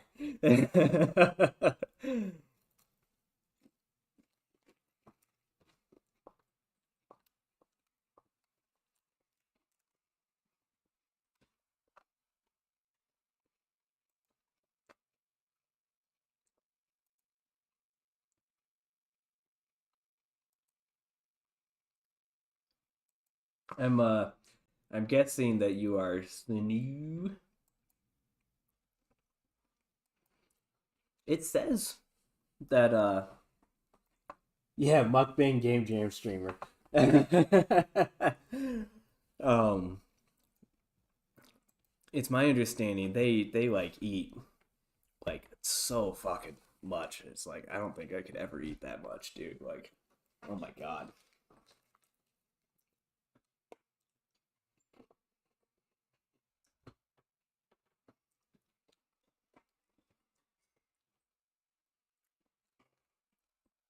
And like it says up here streamer mode is enabled, usernames have been truncated, but then like there's all these usernames. This guy's username is truncated, but there's all these usernames that aren't. Uh so maybe I'll relaunch Discord just in case. Oh, something simple enough that I can do while I'm eating is I wanted to maybe add normals to this. So really cool feature of Unity's is you can make normal maps in the engine from grayscales, right? So just up here in texture type, I go to normal map, and I just duplicated the one that I made before, right? Normal map, generate from or create from grayscale, checked on, and then press apply, and bada bing, bada boom, I got a normal map, right? And I can adjust the bumpiness level and stuff too, of course. The only way to know if it's at a good level is to add it to my tree branch material here. And we can also change the bumpiness in our material settings. So like dunk, dunk, dunk. I mean, already you can see like with 0, with 1, there's a good amount more definition in there. I don't know if I'm, excuse me. Oh dear. I don't know if I'm sold on the look of that compared to before. I kind of liked the smoother one, but maybe if I do, Jesus Christ, like 0.5 or 0.2, it's something. 0 versus 0.2. It's just that like little bit of extra definition. Thanks.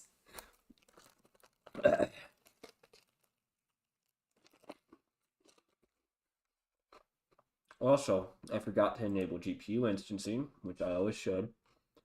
And then I find that having specular highlights enabled doesn't look like it makes any real difference here, but so many materials are ruined by having that one little checkbox. Particles in particular, in my experience.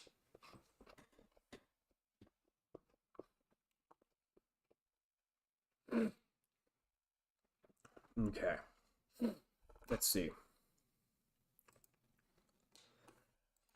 So, let's rename this in Blender. And another quick thing I can do to procrastinate actually writing code is work on our destroyed UFOs. So we'll just hide our normal one. Although maybe I should save this till, because I might want to do a little bit more on our UFO design. Nothing like super fancy. It's also worth noting too that my we do have an orthographic camera, so if I just textured the bottom here, it wouldn't really do much. But if we have something coming out of the bottom, then we'll get something that we can see on camera. So still haven't even finished my granola bar.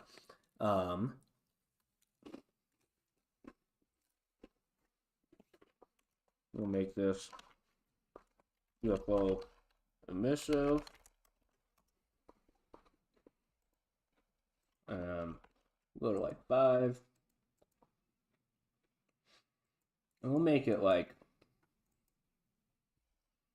it pink or purplish, because you can't see when I point at the screen with my hands.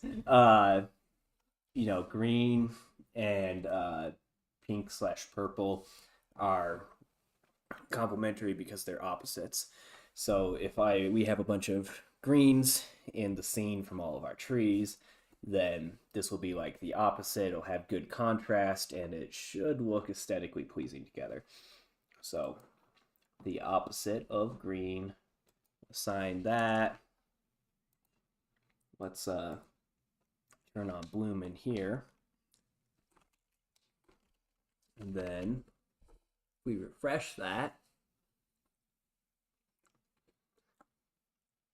we'll get that little little pink at the bottom of the UFOs.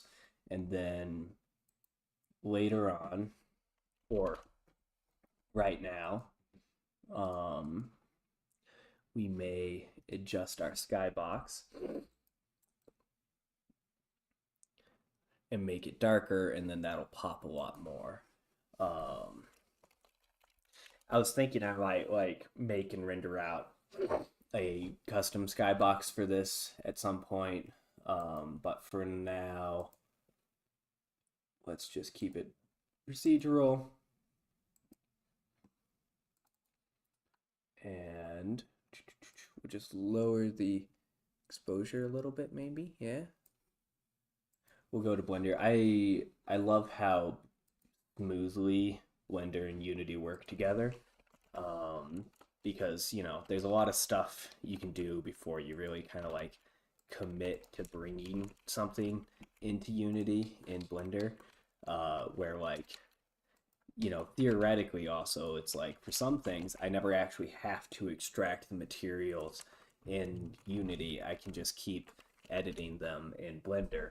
And then it's just really simple Alt Tab refresh, and now you can see that's smaller and it is a little bit brighter. Let's make it really bright over here and see how that goes. I don't know. I got plenty of time to fiddle with and make all of this work a little bit better.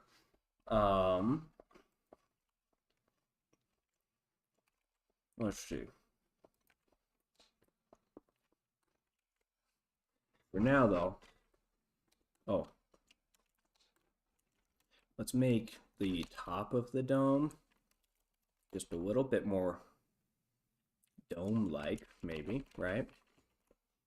Now that it's so far away, it's really looking like the top of that flying saucer isn't even round. There we go. Small tweaks.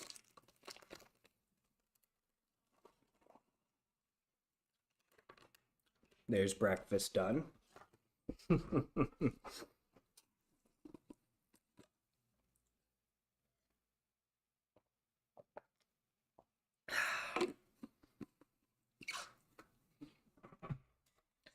We're gonna switch to standing mode again.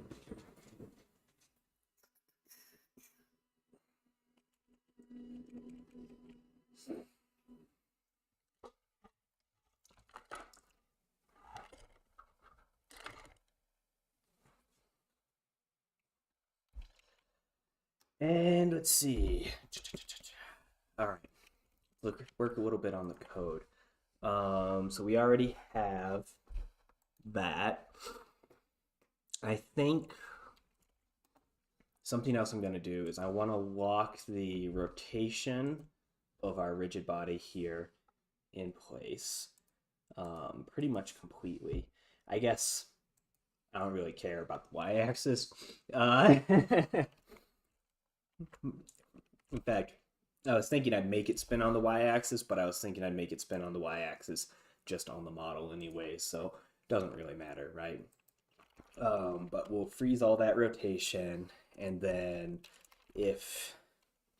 should this be an update instead of fixed update at this point? That's probably fine. If distance less than attack range, we're gonna want to, you know, start attacking, right? Which means that we're going to need yet another serialized field. Well,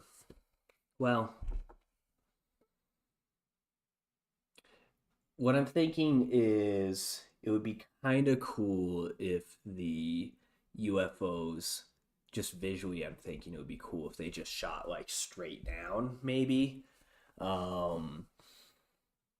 Just like a beam, right? In which case, you know, I wouldn't need to instantiate something really.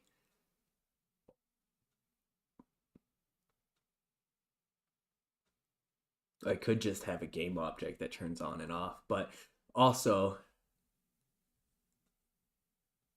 I guess it depends on, this is really a design decision that I'm trying to make here right now, Do I want the UFOs to attack just the tree, or do I want them to attack the whole forest, right? Um, and I think I might want them to just attack the tree, uh, because that gives you a really like central area to make sure you're defending.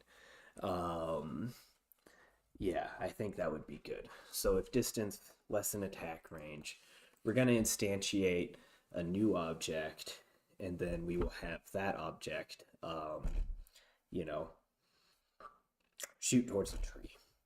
That should work. So, anyways, serialized field, game object, laser, like whatever, or just shot or projectile. We'll say projectile. Projectile, and then instantiate. We'll probably want to set up a timer for this.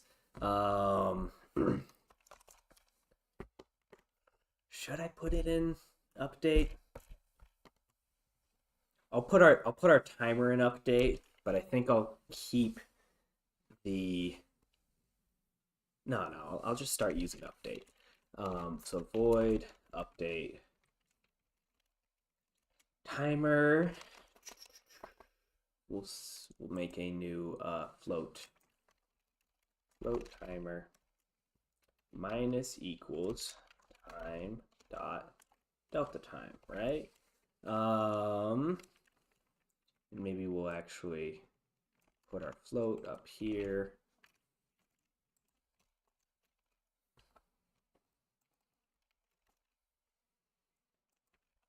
So timer minus equals time dot delta time, and then if distance is less than attack range, we'll also put our distance calculation in update, and then if distance less than attack range and timer less than 0. Instantiate game object, not game object, projectile, we'll make a new empty that we'll also reference. So shot spawn. That way it's just, easy to change around in the editor if we need to. And it makes this script arguably useful for the other dudes. If I add other enemies, then I can just kind of, change it around and change where the shot spawn is or something, right? I don't know that I'm gonna do that, because keep that scope small. Shot spawn, dot position, and quaternion dot identity, which is my favorite kind of quaternion because I don't have to do math. And then we will handle the projectile's velocity changes and shit. I guess we could just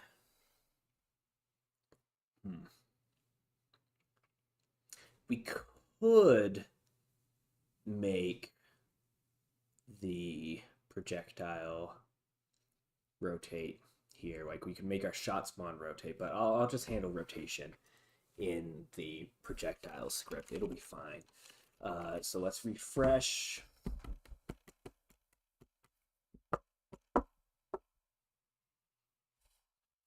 And we'll go to our scene, and we'll go ahead and let's create an empty that's going to be underneath this game object. So dot spawn. That way, later on, it will, whatchamacallits, later on, when we destroy our UFOs, I might just make another prefab that I instantiate for that. Because like it's smart to maybe just keep it on the same prefab.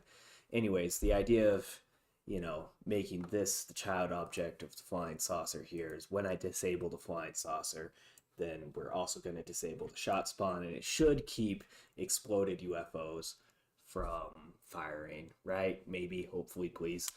Um, so let's make a new shot spawn object, which is effectively just going to be a cube, I guess, for now. With a rigid body, or sorry, projectile, not shot spawn. So we're making a new projectile. Doesn't use gravity. Guess it doesn't matter because we're shooting at a tree that's on the ground. But set that there. It's going to be set to kinematic, I think. And then new script called projectile.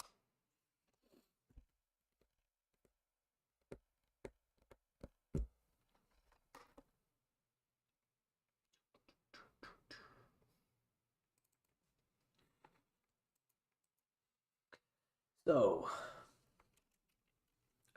our rigid body dot velocity.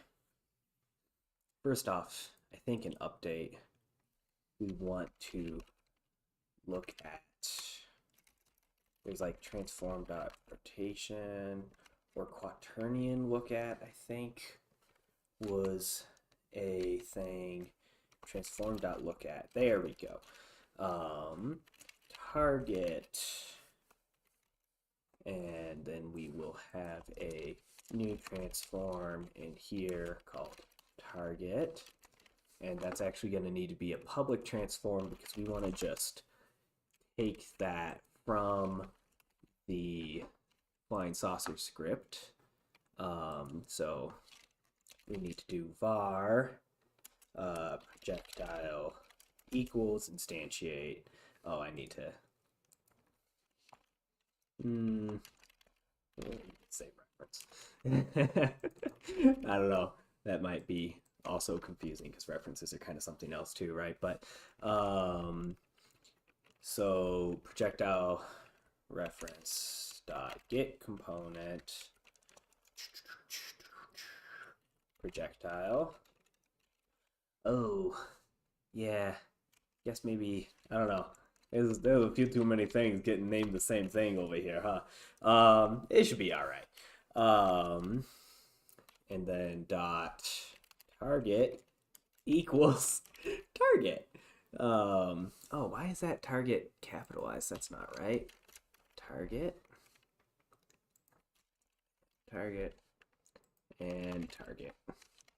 All right, so whenever that spawns, whenever it's instantiated by the saucer, it will become, this projectile will inherit the target from the parent, is the idea. Hopefully, you never really know until you try it out. So it's going to look at it, and then that means that it'll travel forward. Another thing we need to do really quick is make sure that we actually freeze the position on this too, right? Because we want everything in this 2D layer, even though it's 3D. It's completely 2D gameplay. And then this has a rigid body component too. So let's serialize field a new rigid body that we'll call RB. And then RB dot velocity. Oh, did they change that? Yeah, they changed it in Unity 6. So now it's linear velocity.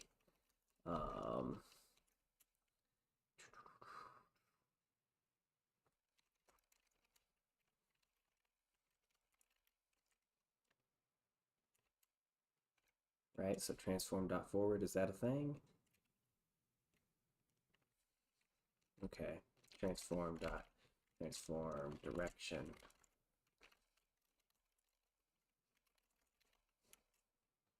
Why are we, oh, Maybe I'm wrong. Oh, wait. It used to just be velocity. I guess I'm pretty sure it's replaced with linear velocity now. Yeah, I use linear velocity instead. And then I guess we have to do an equals transform dot transform direction vector 3 dot forward,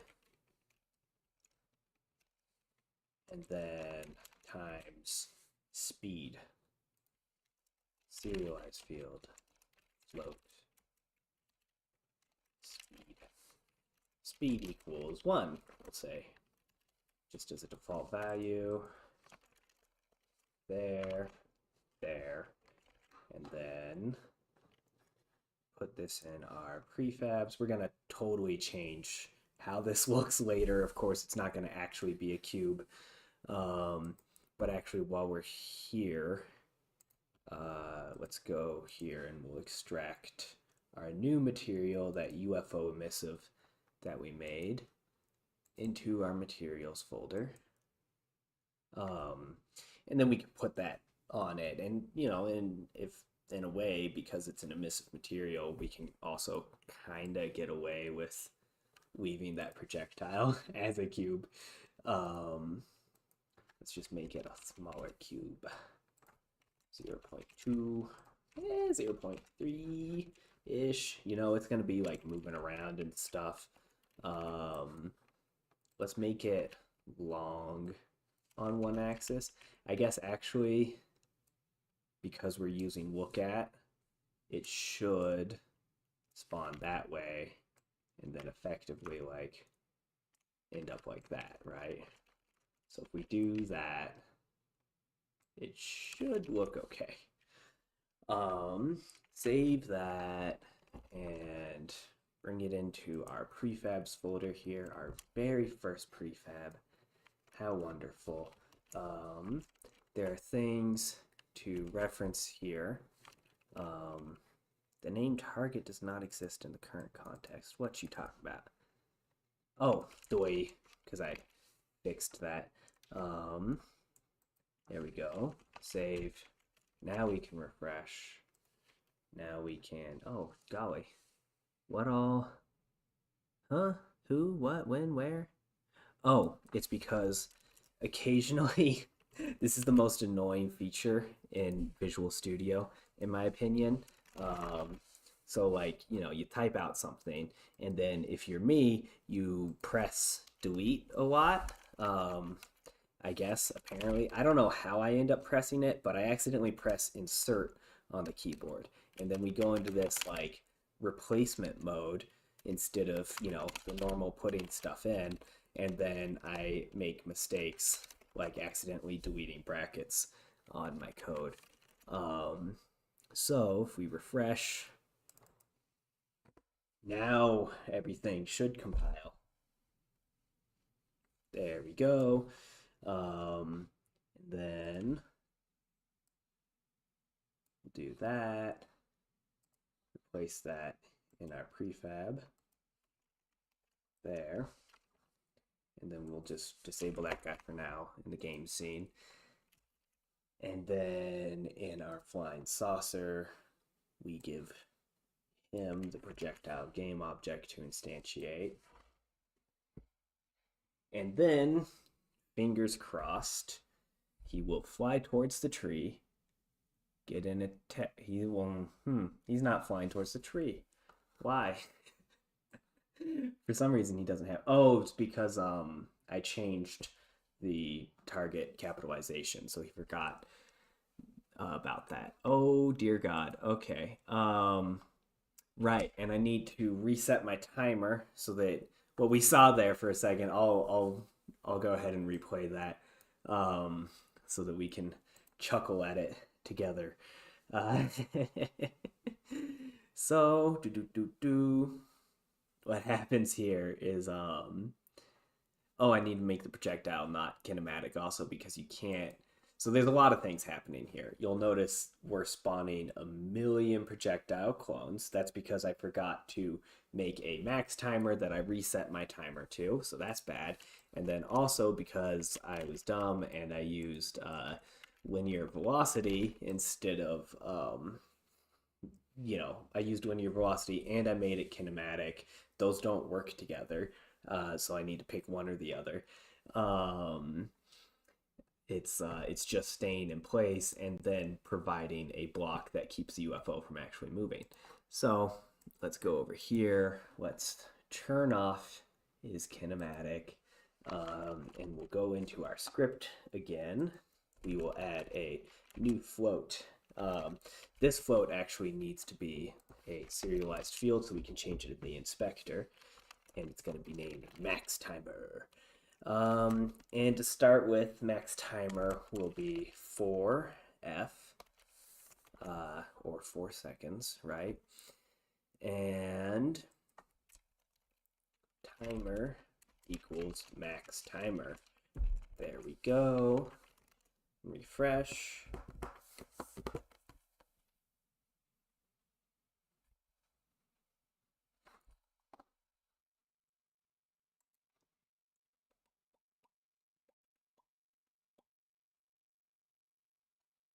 And into our game view.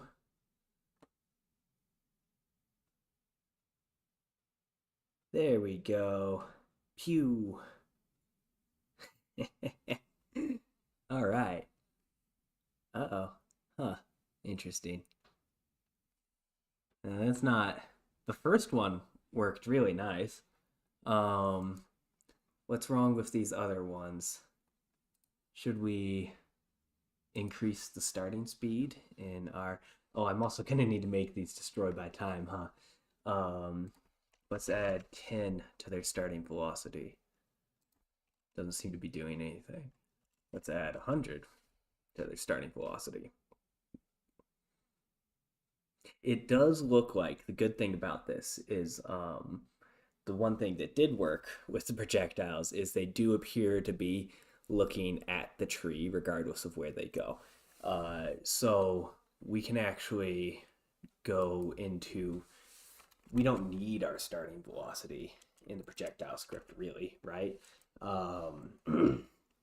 We can add void fixed update and rb.addForce.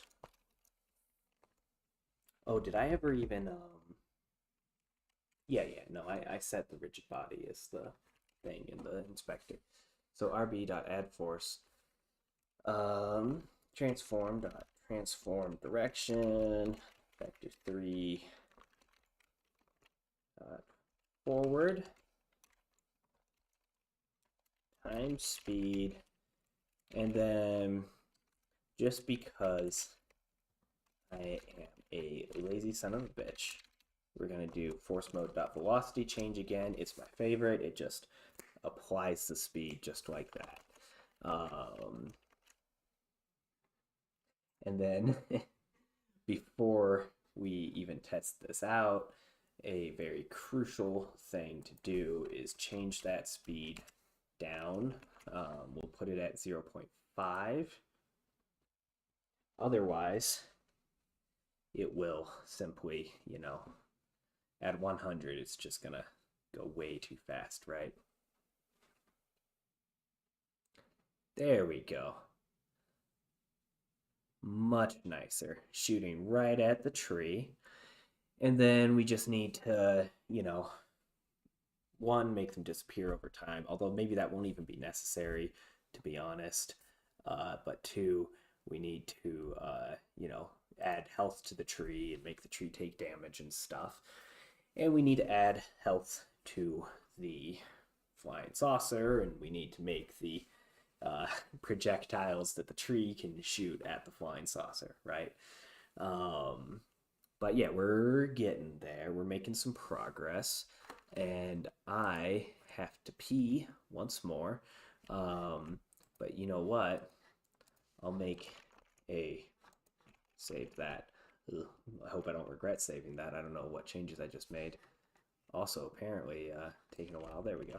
So we'll just make a new one, and then we'll do Shift A, text, tab.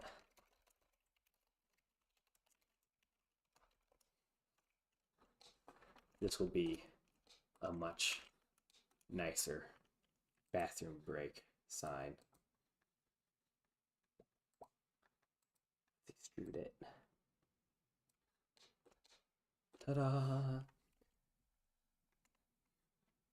And I will be back in a second.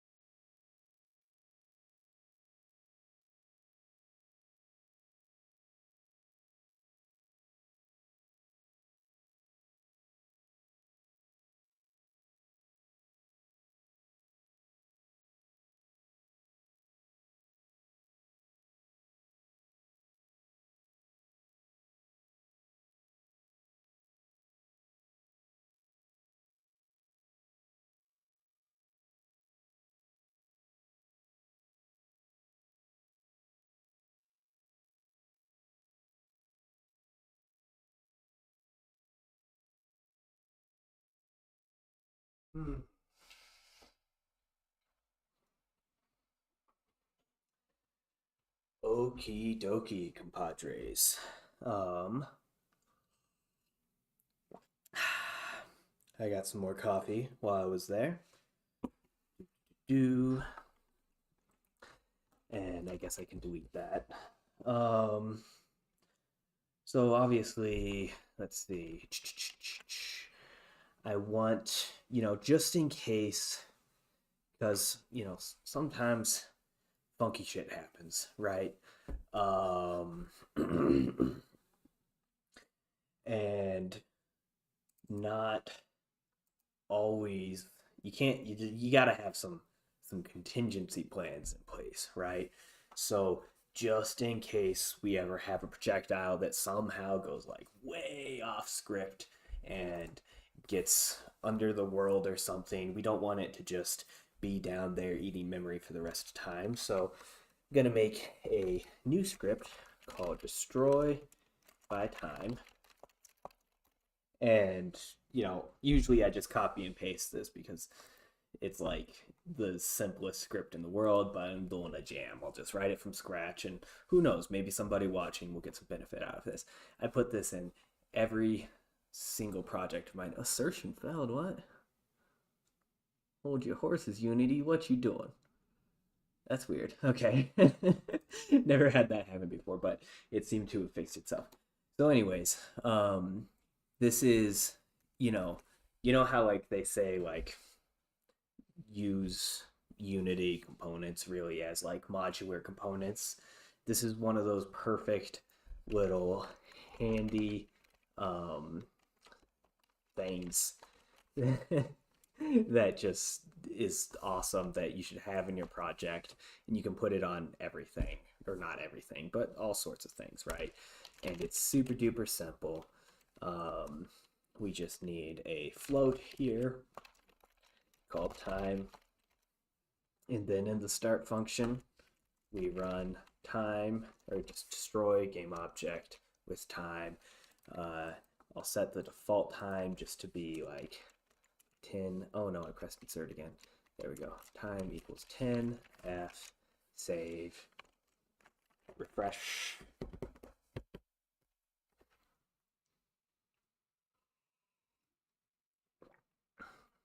And again, like because our flying saucers are, you know, um, only getting within this area and then firing the projectiles, this should be completely useless, really. But just in case, because we're working with rigid body physics, they can be a little crazy sometimes. We have this backup plan that if somehow it doesn't hit the tree and get destroyed, it will still get destroyed anyways.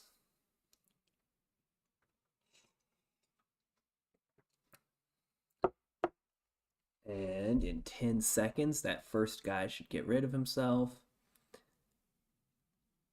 And looks like it's working. Excellent day.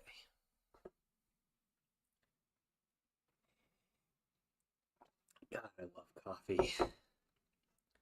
Ooh, that looked like an interesting. Huh, that's funny. From that one angle, just bouncing all the way back up like that. Interesting. Um, anyways, we're going to give the mega tree a collider at this point. And I guess we'll do a capsule collider, right? Um, and I can kind of make like a composite collider later if I decide to. Like I can just add another box collider and then I'm pretty sure, any script in Unity that kind of like uses the collider, I'm pretty sure it checks both colliders on it. It's also going to be a trigger. Um, oh my god, this tree is going to be so triggered.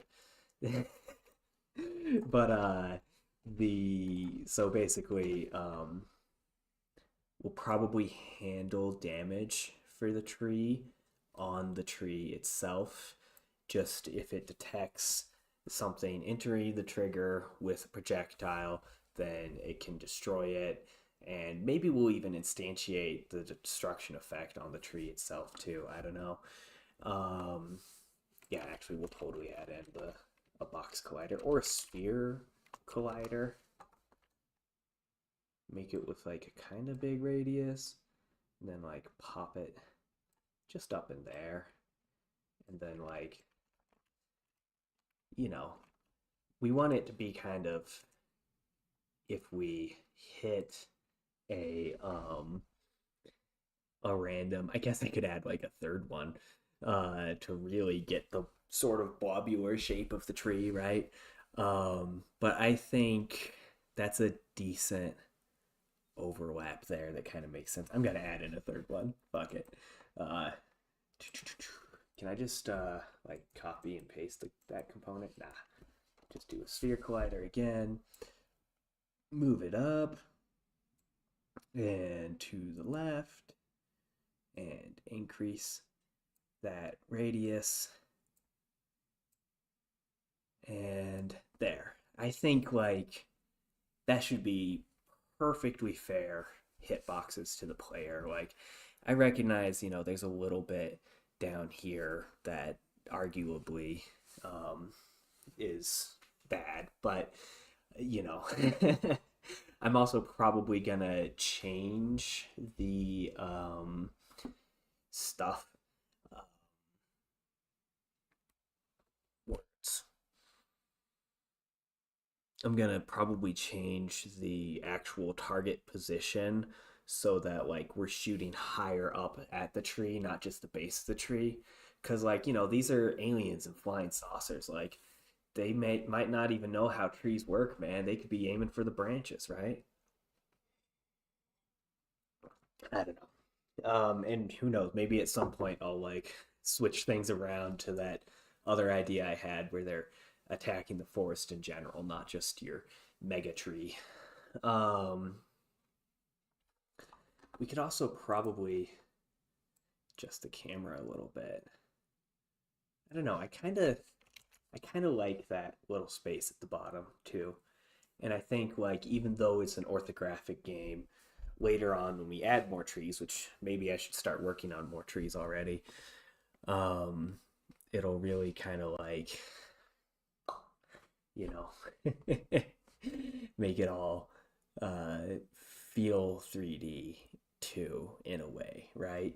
Um, ooh, I should add fog. Fog's great. Fog makes everything more pretty. Okay. Um, damn, already threw that cup of coffee. Okay. We are gonna go back into sitting mode.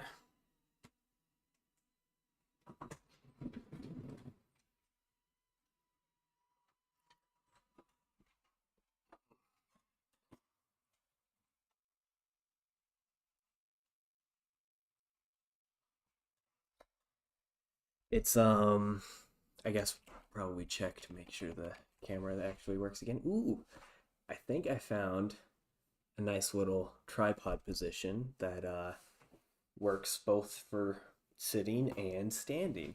So I don't need to keep adjusting it. Okay, very cool, very cool. Let's go into here.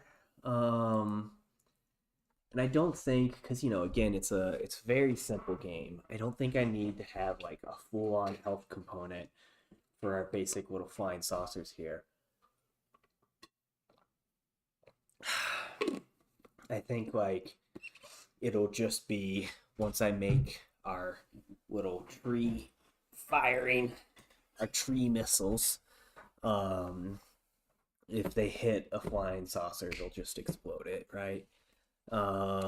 So with that said, time to. I think obviously, if you're gonna have tree missiles, they should be pine trees, right?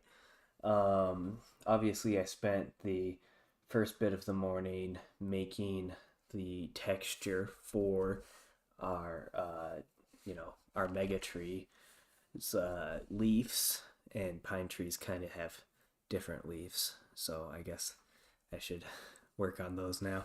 Um, I wonder, do I have like? I guess I could run outside and take a picture, but because there's pine trees outside. But if I do that, my cell phone is actually what gives my computer Wi-Fi. It's also my webcam. So if I did go outside to take pictures of the pine trees, then the stream would end. Um, and then I'd have to reset everything and etc. etc. So maybe I'll just like look up pictures. I'm surely I have an old photo of pine trees somewhere. Um, Whatever. Pine tree branch. Like a pine tree branch is pretty simple. I can just look at one of these as reference and just draw it, right? Like it shouldn't really be a big deal. Um, let's see. I'm thinking I kind of want to have it more from like a top-down perspective. So like something more like that as reference, but you should always use real images as reference, really. I guess I could just make it in 3D too, like it's kind of a faster way to do it, arguably.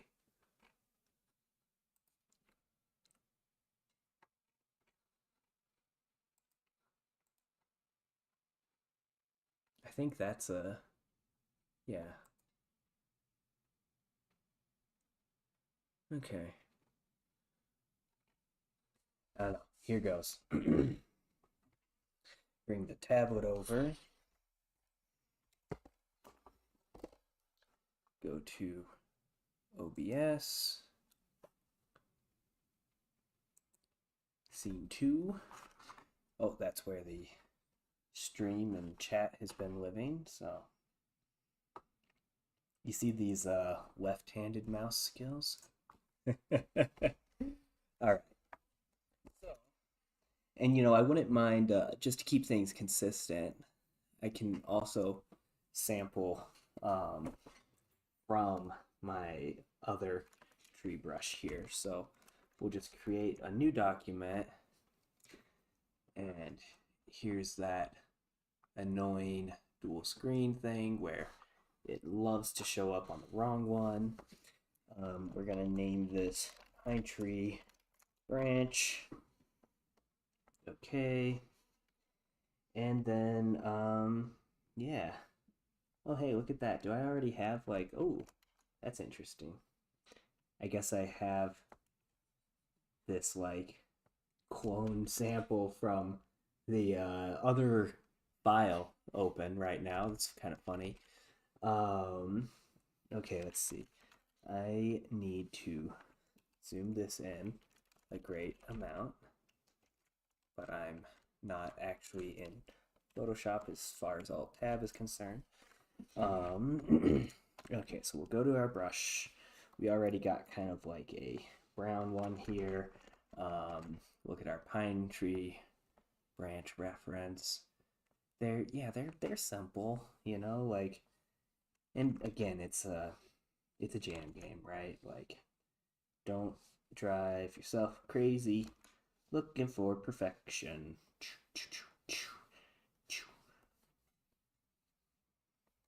Basically, right? um, Arguably make that a little bit thicker, yeah. But yeah, basically that's all it really is in terms of branch shape. Let's reference some of these beautiful, beautiful greens. I just kind of love that shade of green. I don't know about you.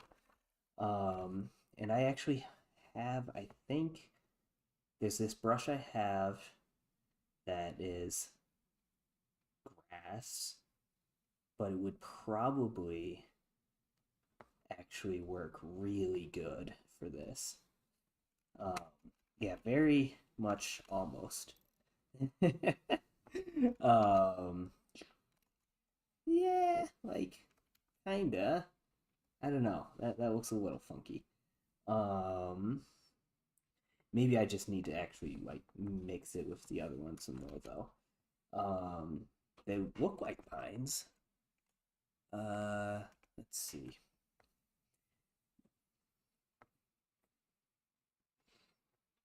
There's also, what about that? Why is that so invisible practically?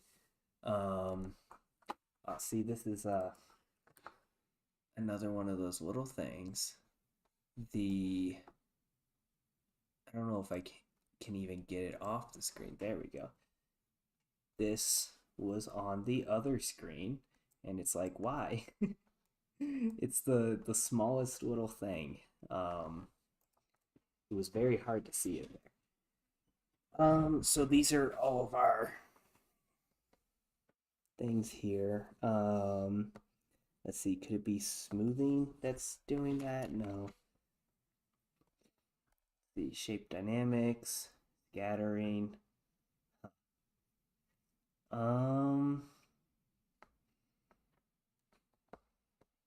Yeah, I don't know. That's just coming out really faint. It could just be because it's such a tiny alpha, right? In fact, I think maybe this brush actually is like not even full white at its maximum. So let's look at something else. How about, hey, I think this is one of those default brushes, and I think I like the look of that. The one thing I think I want is the is control over the angle, right? So what about initial direction? like that, and then if we go like that, then we get the other side. Okay, that's beautiful. Undo both of those, collapse that, and just make this a little bit smaller, like that. Dunk, dunk. And I guess there's kind of like a size jitter on it too, anyways, right? Um, and it's all going to be really far away too, so I need to not be a perfectionist. Um, there we go. And I can delete some too if it looks too funky. We also want to get in some of these like darker pines too. I think that'll help a lot. Another thing I should really do is make a background layer here. Because, things really tend to like disappear on the transparent layers. Oh yeah, this is looking awful. Just the worst. Okay. um but again, it's far away. There's a time for quality, and it's not a jam, right? Heck, I don't know if y'all noticed too. Where is it? On the very jam page, it says, uh, yeah, here it is. LameJam 48. It says, need an excuse to make a crappy game? LameJam is your excuse. No need for hard work. Just make something. So, it's cool. No stress, right? These pines look bad, and that's okay. They can be, you know, happy little ugly splines. Pines. Pine splines. And we'll keep like just doing layers too. I mean, sometimes it's also like trust the process, right? Um, a lot of things don't look very good at first. Most things don't look very good at first. But, we'll come in here, we'll erase some stuff.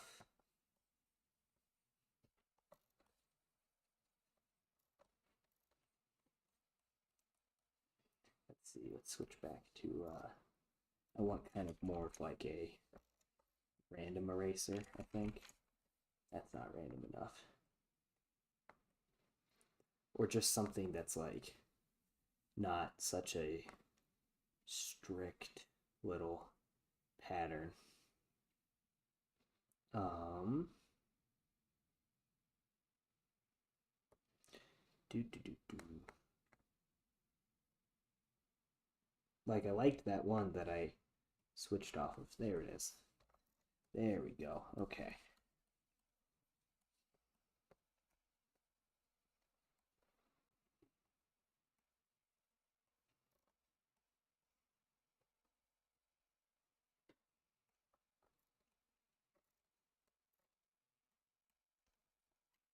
And then brush in a little bit more here.